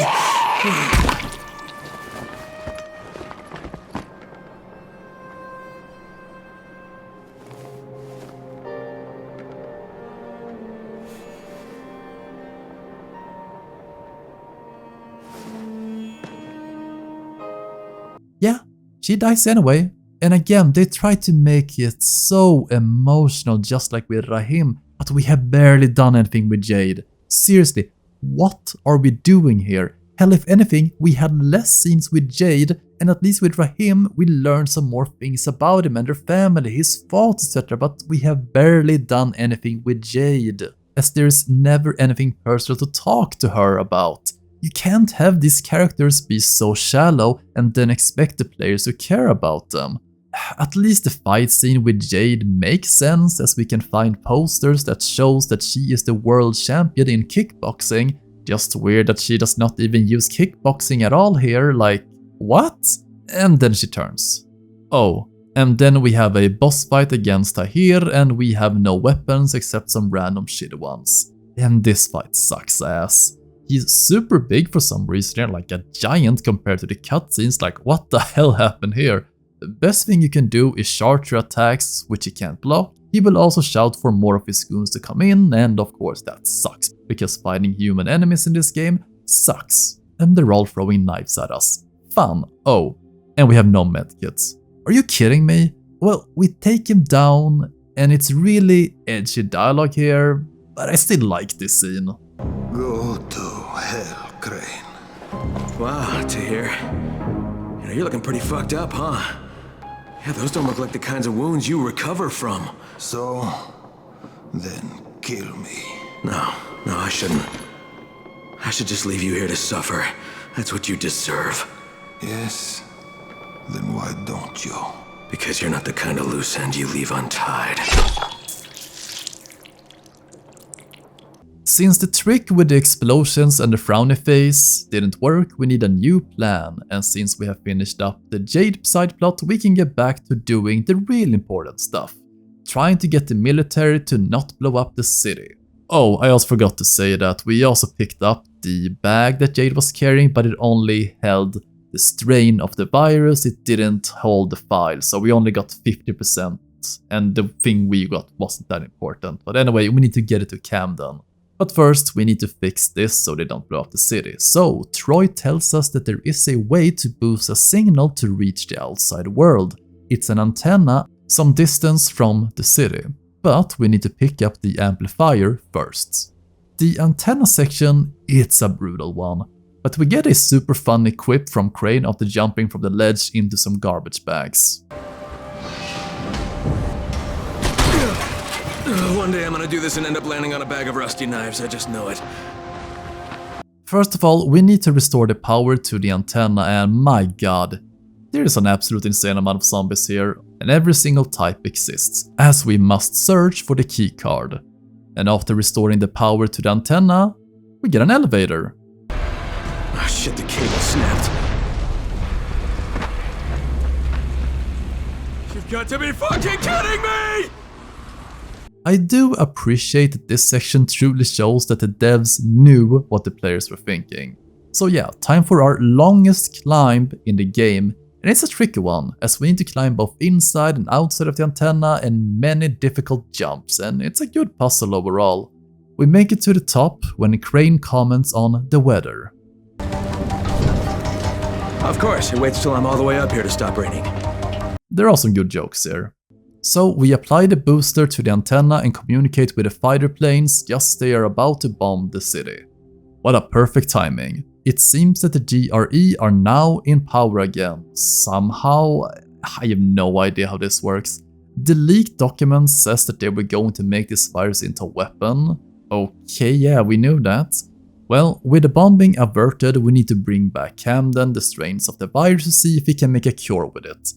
And he's in an underground lab which is flooded with zombies because of course, zombies everywhere, nothing can be easy.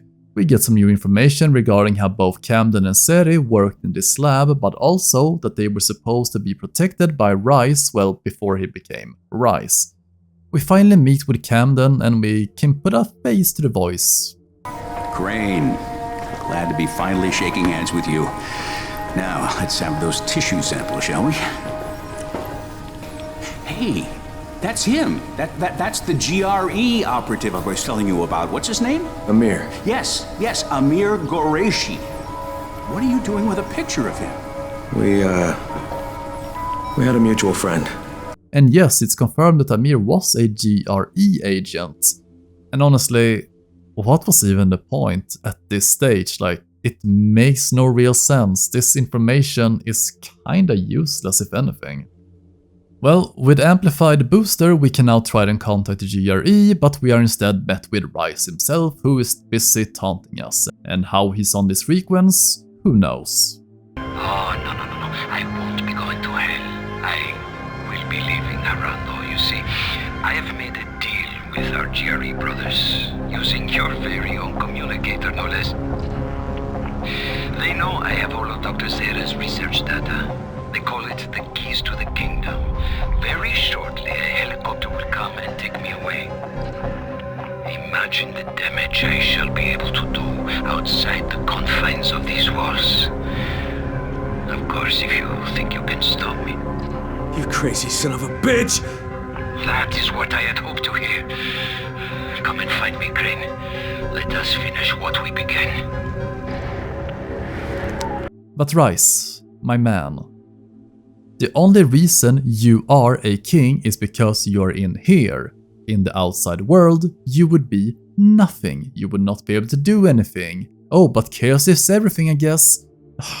So in order to stop Rice and the whole city from being bombed in the future, we need to take back the file that he has, as he is trying to use it as leverage to escape the city with the GRE.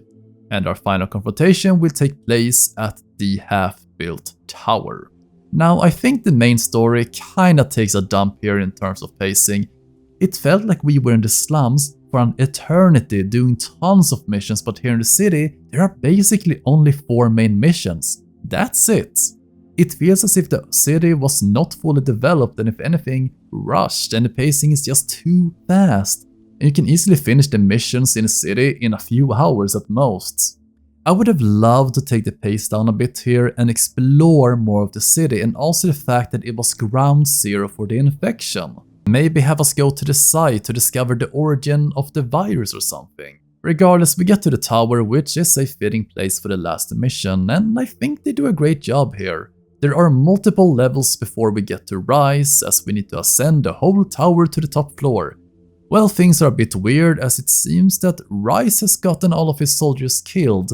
We don't know how or why, but I'm going to guess that he said something like, "I have this file and in return the GRE will send a shopper to take me to safety. Now there are only X amount of space on the shopper and I'm willing to give it to the ones who survive this battle royale." And those slots pretty much just caused mayhem. Again, that's my guess. But we get a super cool sequence when we enter the basement tunnels, as it's a nest of volatiles, as we must race to the exit as we are being chased by maybe 10 or 20 volatiles, and this is by far the most nerve-wracking segment alongside the first night, as these enemies are coming out of walls, the roofs, the floor, trying to get to you, swiping at you. It's a nail-biter as you run along on tight platforms, making perfect jumps while keeping your stamina high enough as to not slow down. And just look at this last jump.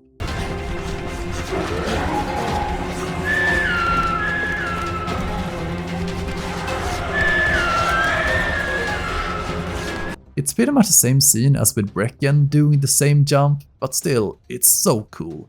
Easily one of the most panic-inducing sequences in the whole game. So, now we are inside a compound and we need to just keep on climbing up, scaling this building one floor at a time, and it's one of the best moments as the building is full shock of zombies and we need to go between inside and outside climbing just like before, climbing on scaffolds and whatnot. Sadly, Karim, the guy who has been kinda nice to us, is dying. But in his final breath, he is warning us that there are mines set up on the next 2 floors, so we must find an alternative route around it. It's more that this last level will test you on everything you have learned thus far in terms of combat and parkour. Hell, we even try to climb the crane. And Rise pulls out a rocket launcher.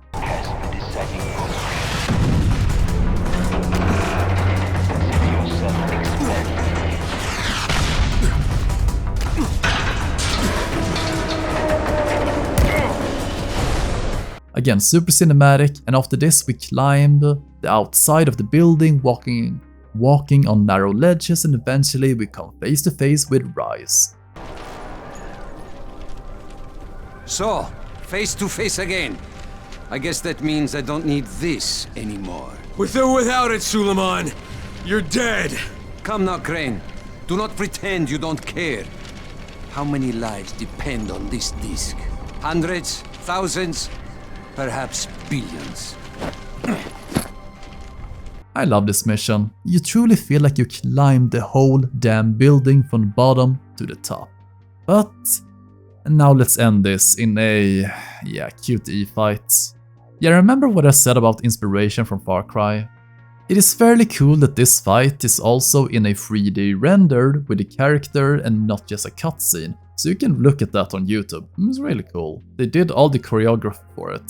So we stab Rise, he wants us to kill him, we decline, he just keeps on yapping about us being controlled, chaos and whatnot, all that shit. And thank God that Crane actually says something that we are all thinking. Do not leave me like this, Crane. Prove you are a man. Take your vengeance. Will you just shut the fuck up? But of course, the game is not yet over as he can still move and kicks us onto a container as we are hanging by our life, and he wants the file so he can give us a swift death. Yeah, thanks. But then Crane does this.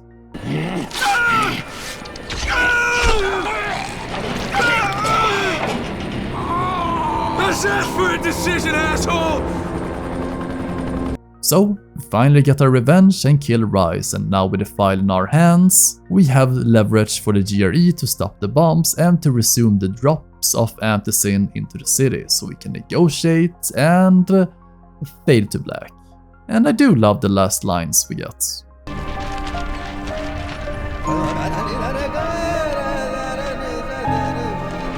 This is Io speaking.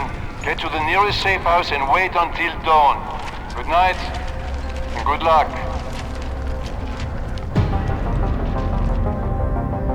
Alright, I'm not that fond of this ending. It's just the classic zombie story where they refuse to show what happens afterwards because they don't know how they wanna end it. Hell, they even tease us that there is a cure now with Camden. But is this ever expanded upon? No, because Dying Light the following exists. The main problem with the game is its story and characters. I dislike the disconnect between the main missions and the story to the actual game itself. You see, most missions sound as if they are on a timer. They make it all seem so urgent, like you have 48 hours to do this, and if not we are going to firebomb the whole city. You need to save Rahim.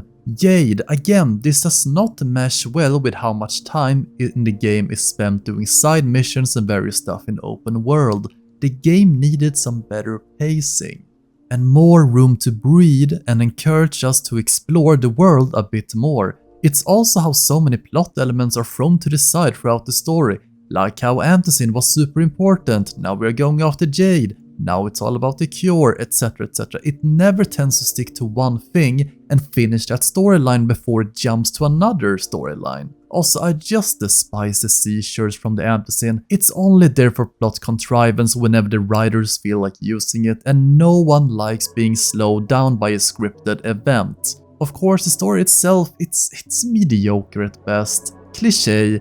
It has nothing new for the zombie genre, as like so many others, half-assed ending by not concluding the story, no cure, no real ending to its characters. It's overall a disappointment, as it had the potential to actually be something interesting. The other main issue, of course, are the characters. I absolutely despise Rise as a character because nothing he ever says makes any sense whatsoever. How he goes chaos is everywhere and ooh, he will bring it. Anyone who does not listen to my orders are punished or killed. He talks so much about chaos and being a slave to something when the man himself is willing to make a deal with the GRE to have them send him a helicopter to escape Harran. How is that chaos? That's a bitch move. Everything he says is just cringeworthy. I thought he could have been an interesting character when he started to reveal the contents of the GRE file, that maybe he knows more than meets the eye, but the game makes this so-called 200 IQ moves so scripted. Oh, he used Seri to trap us. Oh, he captured Jade. Ooh, now he's gonna make you choose, you or her. And it just goes on and on and on. I guess my main point is that he does not deserve any of these achievements when his character feels so hollow. Rise to me is just a generic cheap clone of Vaz from Far Cry 3, where in that game he actually had substance and what he was saying, it actually made sense. But Rise is just surface level that makes no real sense at all. Seriously, they try to portray him having this meta-narrative, how Crane is controlled by just the player, or how we control Crane like a puppet. Either one works. It's just that the dialogue or actions does not fit the message they are trying to portray. He's so cartoonishly evil to a fault. I simply don't understand why we don't find out more about his backstory, how he used to be normal-ish, but he changed after his brother died. Show us what happened. Let us have a one-on-one conversation with him where he talks about why he hates the GRE. Oh, the GRE killed my brother, which turned me into a violent warlord. Now see me make a deal with the same GRE so I can escape. It's just a waste of character, and with all the screen time he had, this was the best they could have done? Well, Crane is pretty much the same as he's not really a character, he's just, I don't know, he's a nothing burger of a character. He has no real convictions and he's just a good guy who's trying to do the good things for people. And it's super hard to understand what he wants, what he's thinking, and seeing him change as a character, but he never really does any of this. As I mentioned before, it would have been better if he started off as a hardcore GRE agent, but slowly started to understand how much they were lying, how they were willing to kill anyone, even innocent people, to get the files back from Rise. The end justifies the means, and don't get me wrong, they tried this arc with Crane. It's just so awfully told as it happens too fast. Crane pretty much allies himself with the tower immediately. Seeing him do more shady stuff, sabotaging things aside from the Ancient would have been cool and it would have made more sense. I think the voice actor does a fairly great job as Crane, but he has absolutely nothing to work with, and the emotional scenes with Jade and Rahim just falls flat due to the overall storyline and how uninteresting these two characters are. How pretty much every single character in this game are just uninteresting, except for Brecken. But he barely had any screen time whatsoever. They needed to have a better writer for this game. Regardless though, most people here don't play the game for its main story. They play it for the other things you will be doing. And they are hands down amazing. The gameplay is addicting as hell. Both the satisfaction of killing zombies, but also the parkour mechanics which immerses you so much more into this world, and it's actually fun running around it. Compared to so many other games which becomes a chore, it also opened up a new dimension, being able to travel whenever you want, anywhere you want. The atmosphere again is excellent. It gives you the impression of how depressing this whole world is. There is no hope. And the city now belongs to the dead, and it's only a matter of time before you will die as well and join them. The different zombies, a bit generic, but the volatiles and virus actually made zombies scary, which is an accomplishment that few can take credit for. Overall, this is a game you have to play, and you will be doing more side stuff than the actual main story. But... so again, I recommend you to really try out the base game, as it's overall a great game. And if we talk about zombie games, it's a masterpiece for sure. But I'm not done yet. It's time to talk about the expansion. Lena, do you copy? Crane, damn it, you're breaking up. Yeah, listen, your one-eyed delirious patient, he was telling the truth. There is a way out. He died this morning, Kyle. You're on your own, I'm afraid. Lena? Lena! Dying Light the Following was released on February 9, 2016, and I would argue that it's one of the best DLC/expansions ever released, as it improves on everything that came before it from the base game, and they even fixed the biggest problem I had with the base game. That's right, the main story here is much better and better paced. The premise is also super intriguing. You see, after the ending of the main game, there has not been any more Amphion drops and they are getting desperate as they are running out. But after a mysterious man comes and tells them about a cure and domesticated zombies, a group of people who cannot be infected even if they are bitten, it piques their interest. He also had a map with him to a secret location away out of Haran beyond the barricade. Now, I do have some question marks though regarding a few things. First of all, why have the Ancient drops not started again? Didn't we have a cure we took from Rise as a bargain ship towards the GRE to keep supplies coming in? What happened with that? Did they just say, lol, nope, you are on your own, kid? I'm a little surprised as to why this is just dropped from the game. They were willing to fly out Rise for this file, we can't do the same with the survivors in the tower? Okay, I think it's a bit of a cop-out and really could have been explained that this takes place several months later and that the Ministry of Defense has lost their patience and are going to cleanse Haran. And maybe that the only way out of the city is through the countryside, but before they can leave, they need the Ansin or cure, just like how the premise plays out, as people are unable to move from the tower if they have no Antacin. The other thing is what happened to Camden and his research. He said his cure was fully possible and within reach, but again, it's never brought up whatsoever. And the last thing, where the hell is Brecken? That's right, Brecken is just gone. He never shows up in this DLC, but he was the leader. He just left the tower and said, screw you guys? Yeah, these are my 3 big question marks regarding the intro here. So after traveling through the sewers and mountain pass, we finally arrive at the countryside, which is a huge difference compared to everything we have previously seen, as gone is the concrete jungle, and instead it's... Welcome to the rice fields, motherfucker! The countryside is a whole new open world map and it's massive, easily bigger than both the slums and the city combined. You will notice that there is a lot of empty area here though. Tons of zombies on the fields just walking around, and since there are barely any buildings around, that means you are in trouble in the open world as there is not much parkour on the countryside. But it's there for a reason, and the biggest addition and selling point of this expansion, the new car mechanic. Yeah, you can actually drive a car in this game and it's frankly amazing. It also has its own skill tree as you gain more experience when you're just driving at fast speeds, driving over objects, and of course, zombie roadkill. There are also different challenges that will pop up while you are driving, like driving at max speed for a certain amount of time, kill this amount of zombies, destroy this many objects, and it's a fun time waster while driving across the land. The skill tree is also interesting as you can upgrade it with pretty much anything you would need in a zombie apocalypse. Flamethrowers, UV lights, electric cage around your buggy, mine thrower, nitro, you name it, the car has it. And they will be useful as the virus and volatiles will grab onto your car and bash your ass, and the only way to get them off is by using nitro or crashing into things or using one of the car's upgrades. And it's fun just driving during the night even if you're being chased by tons of volatiles. The car makes you feel safe, it's like a second home. It also makes traveling this large map a breeze, and it was an excellent choice to add this new mechanic into the game. And it more than enough makes up for the lack of buildings to climb on. So we might have lost the ability to travel through the air, but instead we travel on wheels. Just like with the weapons, there are 6 tiers of upgrades for your car.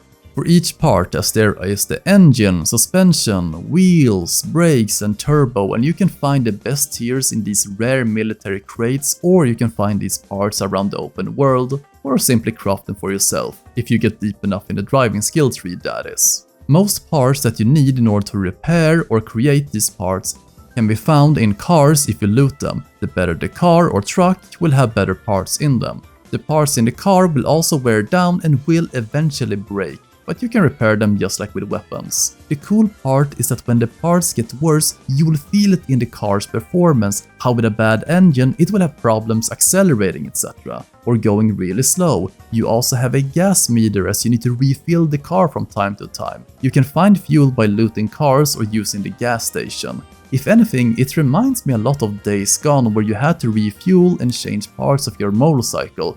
I guess that game took some inspiration from Dying Light. There are also open world bosses this time around, and they're not QTE or something. No, but real bosses that are bigger and stronger versions of their counterparts, and they're mutated and they can be quite difficult to take down, especially if you play solo, and they give some decent rewards, though I hope they could have given something more legendary for these hulking beasts. I mean, let's look at the Enforcer. What the fuck is that? He's huge! Another mechanic that has been added that I wish was in the base game is the Volatile Nest. Yeah, that's right, you can now enter and explore their nest. You see here on the countryside, there are massive numbers of volatiles, as there are so many caves for them to build nests. And this means nighttime is a nightmare.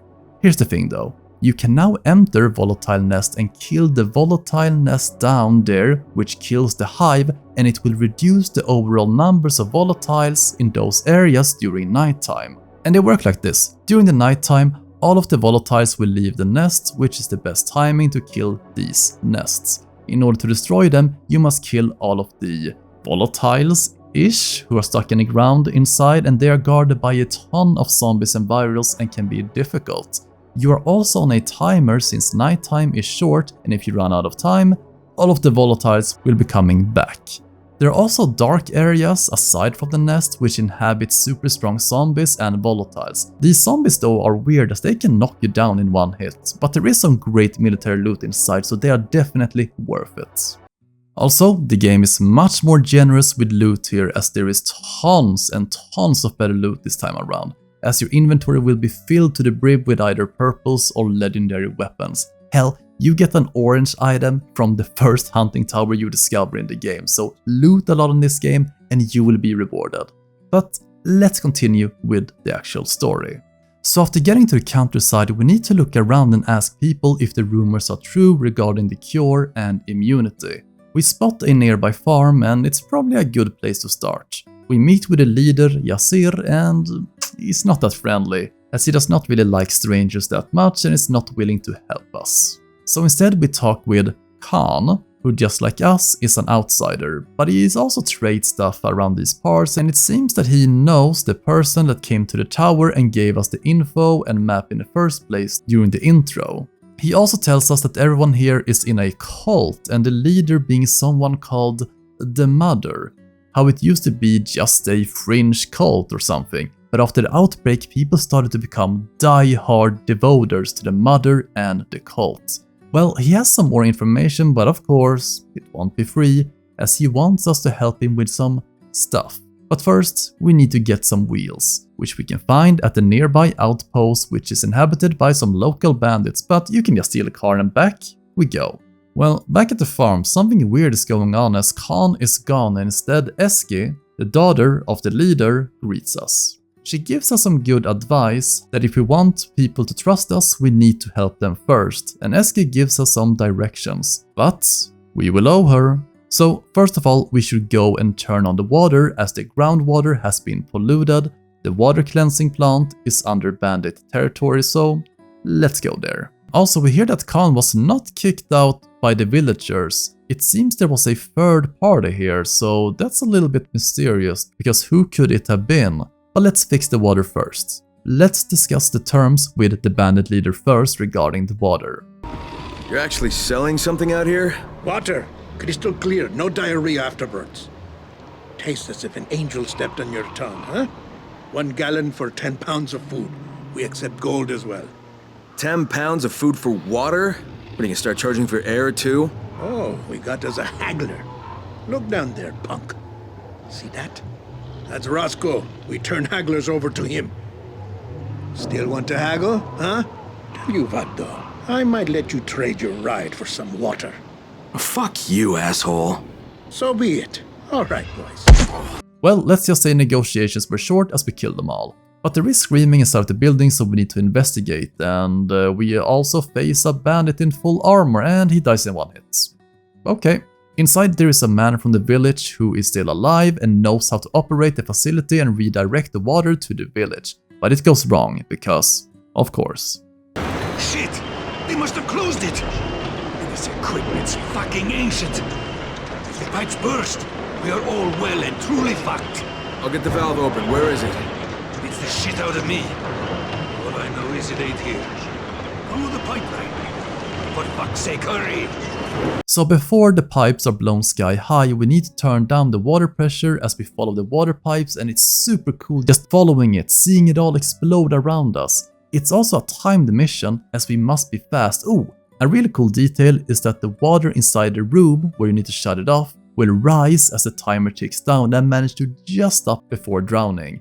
And Ali will give us some good cred with Yasir when we meet him later on at the farm. Eski also thanks us for what we have done and assures us that her father will now be more keen to listening to us. So he tells us that they are not using any antocin, instead all they have is faith towards the mother, and that only those who have faith will become immune. But we cannot meet with her until we have done enough good deeds around the community to make them trust and notice us. And this introduces us to a trust system, or reputation system if anything. As in order to gain main missions, we must fill the meter to a certain level before getting the next mission. We increase this meter by completing quests, helping people in the world, securing safe zones, taking down volatile nests, etc. You know, anything that can help. It won't be a problem for us though, as the map is chock full of stuff for you to do. Just like in the base game, there are many side missions in this game. One mission, for example, will have us looking for a missing person at his hut, which is fairly isolated as we need some herbs. But they are not in his hut, and the man is missing as well. Instead, there is this weird hole in the ground that leads us below the hut. And it's a volatile nest. And we are about to leave, but then we start to hear strange sounds. Wait, I think I heard something.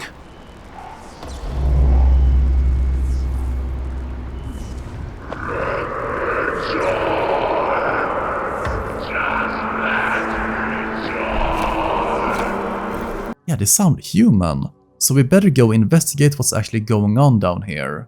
Down there are some zombies that we kill, but then we also find out that the missing man is here. And this is also one of the most horrific moments in the whole game that will give you goosebumps.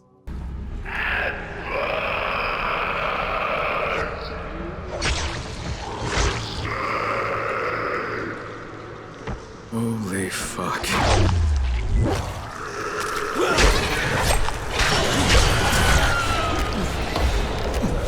Yeah, no need to tell Jazir about this. That's right, he's being turned into a volatile. I suppose that with this information, we get the last piece-ish of the puzzle of the zombie cycle and how it works. So let's start.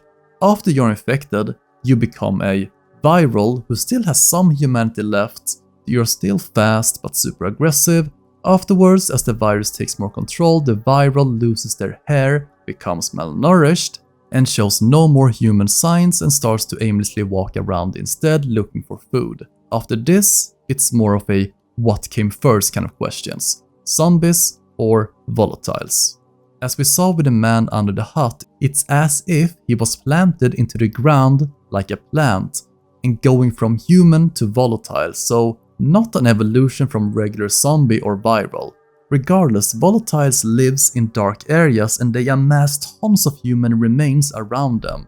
So much meat and flesh which they probably eat, but also use to transform humans into more volatiles. So it's plausible that they kidnap humans and force them to become volatiles, which we have seen out here in the countryside with all the different volatile nests that we have killed. Another great side mission is about Eski, yeah, the girl who helped us gain the community's trust. So obviously, she does not really fit in within the community. I mean, hell, just look at how she dresses compared to everyone else. You can tell that she is rebelling against her father, if anything. And her father even calls us, saying that she has run away with another person and they are staying at a nearby farm, so we need to get her back. Though at the farm the gate is open and zombies have taken over and there are even some human bodies in here.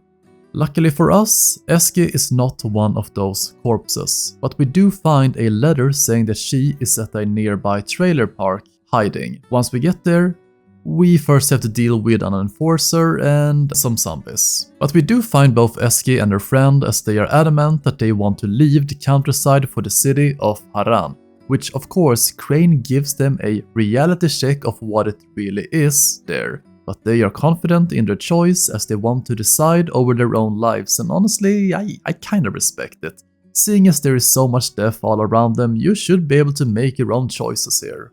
Oh, and she also wants to cash in her favor now. She wants us to check out the tunnel to see if it's safe before they travel through it towards Haran.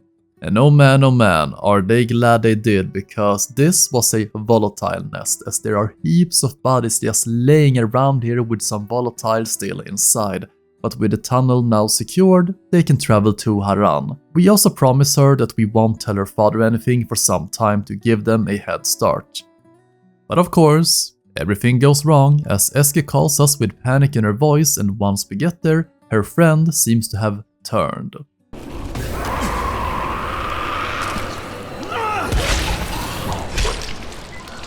What a selfish girl. She knew she was bitten or scratched, yet didn't have the courage to tell Eski and risked her life as well. Yet, after all of this, Eski still wants to go to Haran, so we give Troy a call to come and pick her up on the other side, and she gives us one last thank you. When we speak to her father about where Eski went, he is at first angry, but when we reassures him that she is safe, he calms down and accepts her choice. We later get a call from Troy, telling us that they brought Eski back to the tower without any problems, and this is probably the best side mission in the game after the volatile nest below the hut. So, after having killed hives, helping people out and whatnot, we finally meet with one of the faceless priests under the mother who wants to meet with us. You're one of the faceless. Will you let me speak to the mother? You think she would speak with a stranger? No. But you are on the right path if you wish to join our ranks. Be patient. What's your name? Kyle Crane. You have a long road ahead of you, Kyle Crane. Do not stray from it. And may this help you in your struggle. Oh, we also got a crossbow. Yeah, it's a new weapon here. It kinda sucks though, just like the bow. But of course we need to do some more work for them, but we have made contact and they are now aware of us. Or well, since I did a ton of missions to grind the meter, and since there were some missions that were required to continue the main story, I did not need to do any more quests, so I got to meet with the mother to see the miracle for myself as we make our way up the mountain to the temple. Mother, radiant with grace, come to us.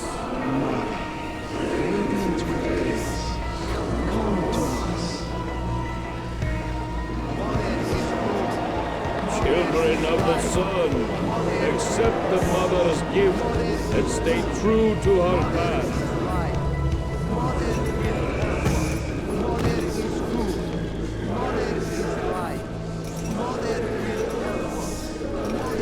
For your suffering, the mother thanks you. What is this?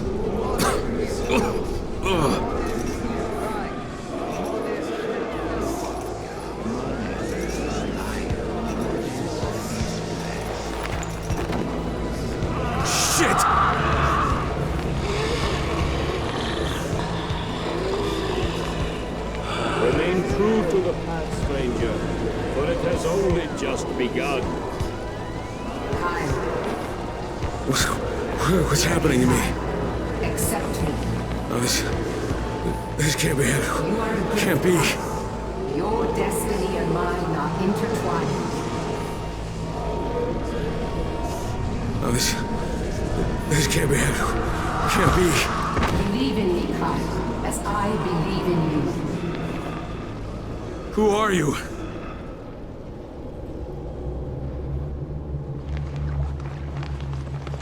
This is the moment where I became fully immersed into the story and was so intrigued by the premise. Just what is going on here? what is that blue smoke and why did the zombies not seem to attack us? And who is the mother, as she was able to speak with us telepathically? Well, it seems that the smoke was the cure and we are now immune and don't need any antizen. But zombies will still attack us in a while as they were only docile while the mother was present. And we should continue on our path to become closer to the mother as she has shown a great interest in us. Of course, we have to remember the main goal is to get the cure back to the tower as we are on a time limit. In order to continue the path, we must help restore the electricity at the hydrodome plant with a man named Ali. But he is surrounded by zombies, but he is also there with someone else, a faceless, who is interestingly enough holding the zombies at bay. So we need to get inside and reset the central unit, and in there we got zombies and forces in tight spaces which are annoying as all hell, and a fuck ton of spitters. But I swear, this is a special enforcer as I kept on cutting him up, but he's still alive and he finally goes down after having more holes in him than a Swiss cheese. So we turn on the power switch and now we can return to Ali. But we need to hurry as the faceless man seems to be running out of time. Sadly, he did not make it. But that man was truly a Chad. So all we need to do now is kill the incoming virals while protecting Ali as he is fixing up the electricity. And now we have power and a new safe house. We got a call from the faceless that some of their important cargo went missing on a nearby field and is now surrounded by blue smoke, like the one we saw before at the temple. And just like before, everything here is friendly, even an enforcer is friendly towards us. They are not yet willing to tell us what was actually in the package, at least over the radio, so we better meet up with him where he reveals the truth about the blue smoke. It's good to see you again, brother. This time, though, I fear I carry some bad news for you. Yeah, well, I'm used to that by now. What's going on here? Kyle, you already knew, didn't you? People not getting infected, that it's just smoke and mirrors. It is the smoke, literally. Our mother found a way to fight the sickness using a certain, let's call it an elixir. You have seen it working with your own eyes. So you do have a cure? Would you call a bandage on an open wound a cure? No. What we have right now is just a temporary solution. We are working on a certain curative project, one with more permanence, but we need time, and we need peace to last for just a bit longer. And let me guess, you're running out of this elixir. Unfortunately, yes. That's why I asked you to come here. I want to offer you a deal. Find us more of it, and a fair portion will be yours. The mother will teach you how to use it. You'll be able to return to Haran with your prize, or perhaps you'll choose to stay with us. So it's some sort of airborne antizen, just that it works longer? Since they are running out of it, they need our help. And if we can find more, we can keep some of it and bring it back to the tower in Haran. And the mother would teach us how to use it. There was a report that some of it was located at a nearby cave where the faceless brothers are all dead. But we also find out that the cure was stolen, and it seems that Rice's men has followed us here as they stole the cure. There were also supposed to be 3 faceless brothers here, but there were only 2 bodies, so the third one was probably kidnapped by Rice to be tortured for information. But we don't know where yet. The faceless told us they will find out where he is. Instead, we go on a side quest before they get that information, where we are namely tasked to check up on a man called Attila, who is with the cult, but they have lost contact with him. He is at his mansion, and he seems to be really into the whole cult thing. My name's Kyle Crane. The mother's worried about you, Attila. She sent me to check on you. Make sure you're okay. I am most certainly not okay. You can tell her that there will be no book. I've hit a wall. I'm just a dying old man, not Indiana Jones. Dying? Did you ask the mother for help? She doesn't have the cure for cancer, I'm afraid. My days of field work are over. The problem is, and I'll quote Hamlet here, everything is fucked up. Come, sit. Have a drink with me, Mr. Crane. Listen, if it's the field work that's stopping you, I can go out and get whatever you need. I don't know what you're researching, but the mother really wants it finished. You'll bring me anything I need, you say? Yeah, sure, just make a list. I'm researching traces of the prophecy about the god of the sun in the relics of local culture. It seems like a matter of life and death to the mother, and I'm in no position to ask why. So, now we have 3 ancient monoliths to investigate. We're looking for specific features, so you'll need to see them in person and describe each one to me. Now that I have the power back on, we can stay in touch while you're out there. But please hurry, Mr. Crane. I won't live forever. Since he has cancer, he can't really get out of the mansion to perform the tasks given from the mother, so we will be his eyes and ears outside instead. He was researching traces of the prophecy regarding the god of the sun, and the relics that are left are important to the mother. There are 3 ancient monoliths that we must investigate and describe to the doctor who will be on the radio. The first monolith shows an old painting, almost like something you would see on a cave wall from thousands of years ago. This one depicts a mountain with a sun at the top and how the way up is in a zigzag pattern. The second monolith shows another mountain but people walking up towards a person with a red mask. Attila explains that they are believers who are praying to the sun. The third monolith seems to have fallen into the ocean, so time to take a leap of faith.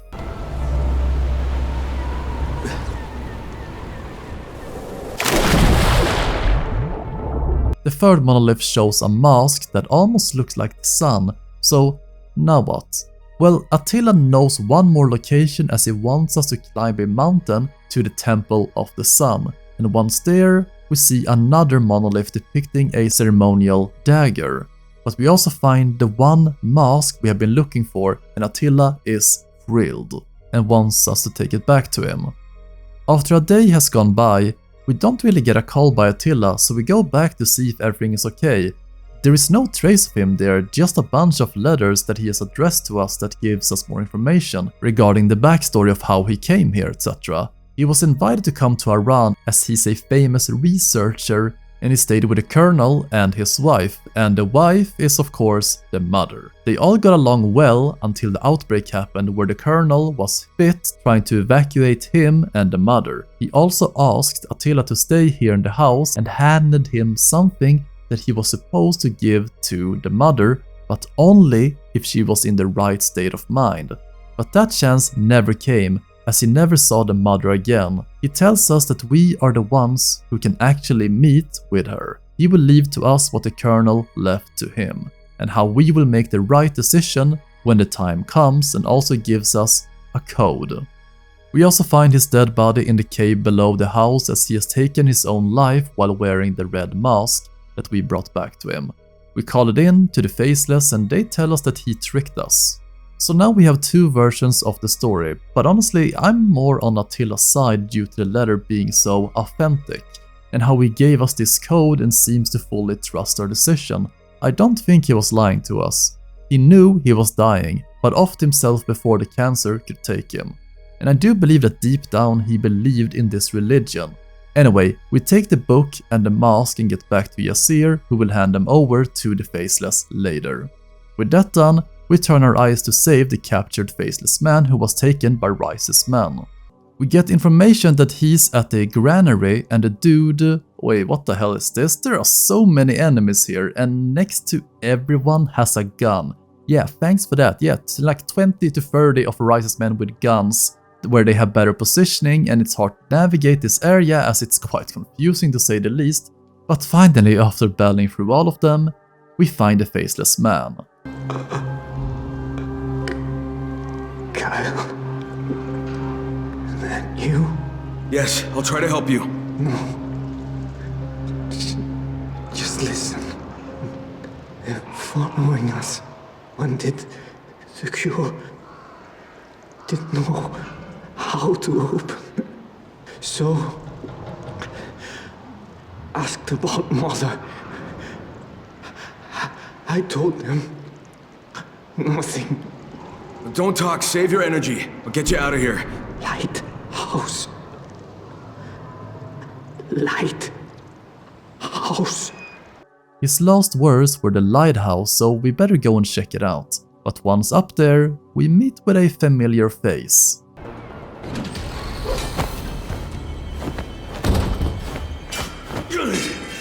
Shit, it's you. Khan? That's me. Turn me loose. Hey, what the fuck? It was you.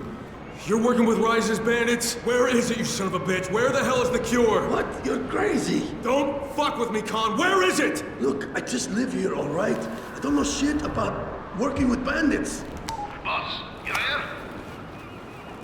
Hello, can you hear me? Who's speaking? Chief, there you are. Okay, listen. Hakan and his group are going after the mob, but some wise ass took out the granary, and we need to hunt him down. We're waiting by your crib. Coming? No need, pal. Just keep your eye on the balcony. Wait! What the hell? Boss! Wait! Listen, I know I went way overboard, but they forced me, they made me do it! It's Crane! Crane's there! Hawkins' group! Where are they heading? Tell me! To the dam! The priest said the entrance was in the dam! Please! I'm fucking done with you. Shit! Take him! Oh, now! What the fuck are you doing?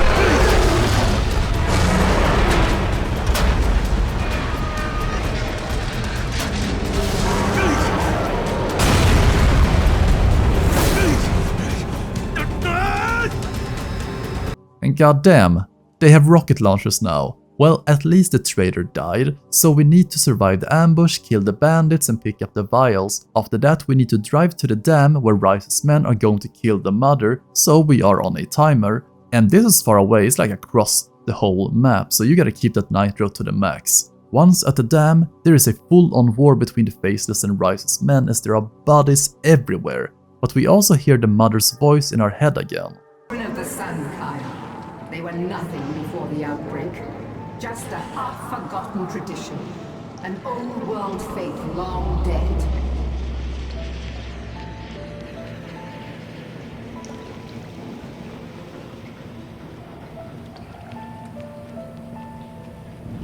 I'm tired.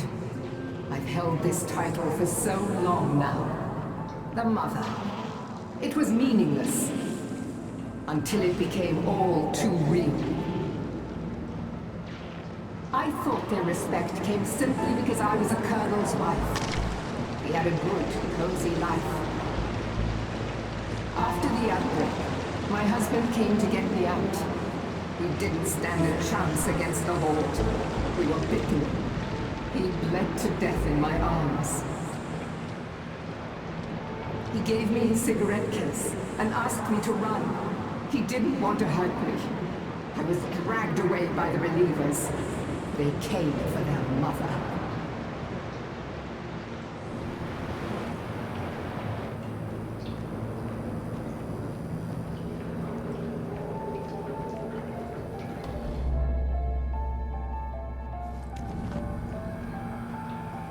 It took me a while to remember that my husband didn't smoke. I looked inside.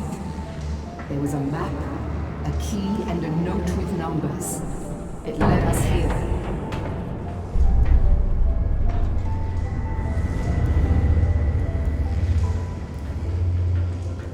The healthy ones tried to get the power back on. The rest of us went to look for medicine. Pointless.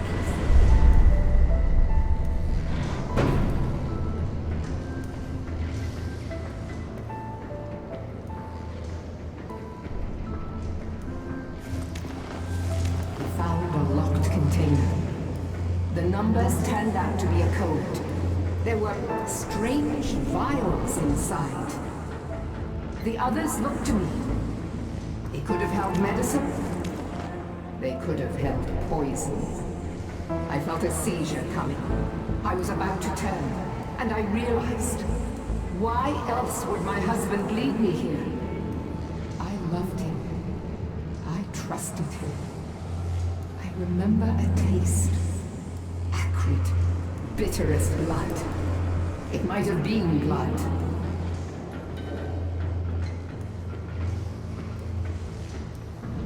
So you have to remember that the antacid was invented after the outbreak, so this was something new. They knew about this virus, and if anything, it was probably man-made and created by the military. Why else would the colonel have this? and we finally get the reveal of the mother as to who she is. I awoke, down there, surrounded by the remains of the people who had trusted me. It was because of the light. Someone finally turned the power back on, and the light brought me back. You see, breathing the fumes is one thing, but drinking the liquid is something else entirely. In the light, in the sun, my mind is my own. I'm filled with love you couldn't possibly imagine. But in the dark, my new nature dominates. Mindless, lethal. This also reveals why there are so many volatiles out here on the countryside. I thought it was due to the numerous caves, but no, it seems that the so-called cure the followers have been inhaling have turned into volatiles. So, now we get two choices: sacrifice and commit to the prophecy, or reject it, take the vials and go back to the tower. I personally chose the sacrifice ending as I believed it was for the greater good. Also, the mother just told us that there was no cure. The mist turns you into a volatile, and hearing what she said, drinking the vial which contains blood, you turn into a sentient volatile. So Crane is fucked. He will turn into a volatile, and if he brings back the cure, they will all be turned as well and become sentient volatiles. So there is no chance, there is no more hope, and there is no more time. Oh, and I forgot to mention, you know the classic, if you start this mission, you won't be able to do anything else until it's completed? You know, classic. Well, after you finish the game, you need to replay the whole DLC again from the start in order to get both endings. What the fuck? Every single game that has multiple endings tends to let you continue the game afterwards, but you can do the last mission again. So the footage from this section will be from Savage Slayer. When you reject her offer and just want the vials, she will give you the vials, but not in the way you think. You'll understand when you see it with my eyes. How narcissistic. You, the god of the sun himself. I'll show you who you really are. No, goddammit! You fucking monster! The boss fight itself is fairly cool as you fight shadows of the mother unarmed due to the vial you drank from, and it turns into a one-on-one where you need to brawl with her. And I like the ceremonial dress she's wearing, just glowing.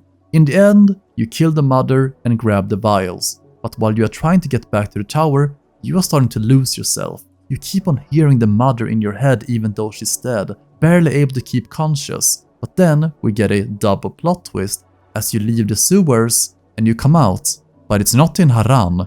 You enter the outside world. And then the other plot twist on top of that. What's going on?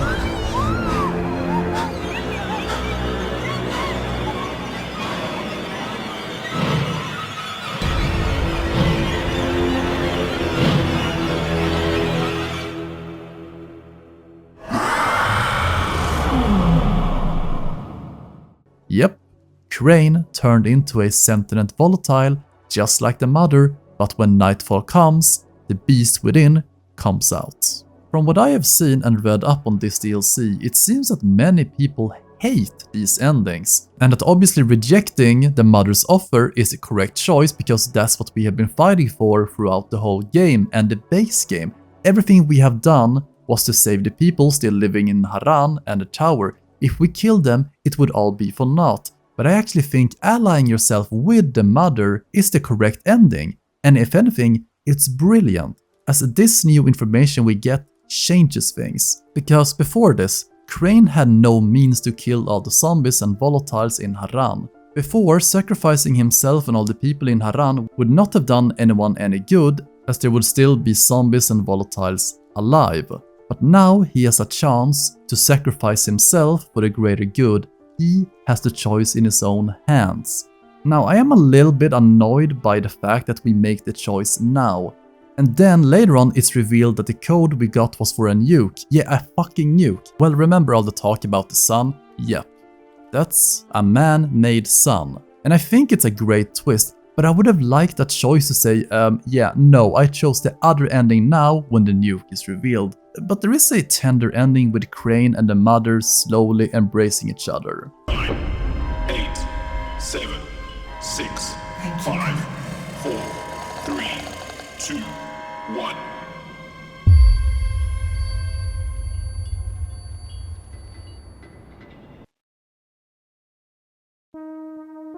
So to me, logically, there is only one correct ending. Now you could argue that maybe the mother was lying about the mist and that the vials were turning you, but why would she?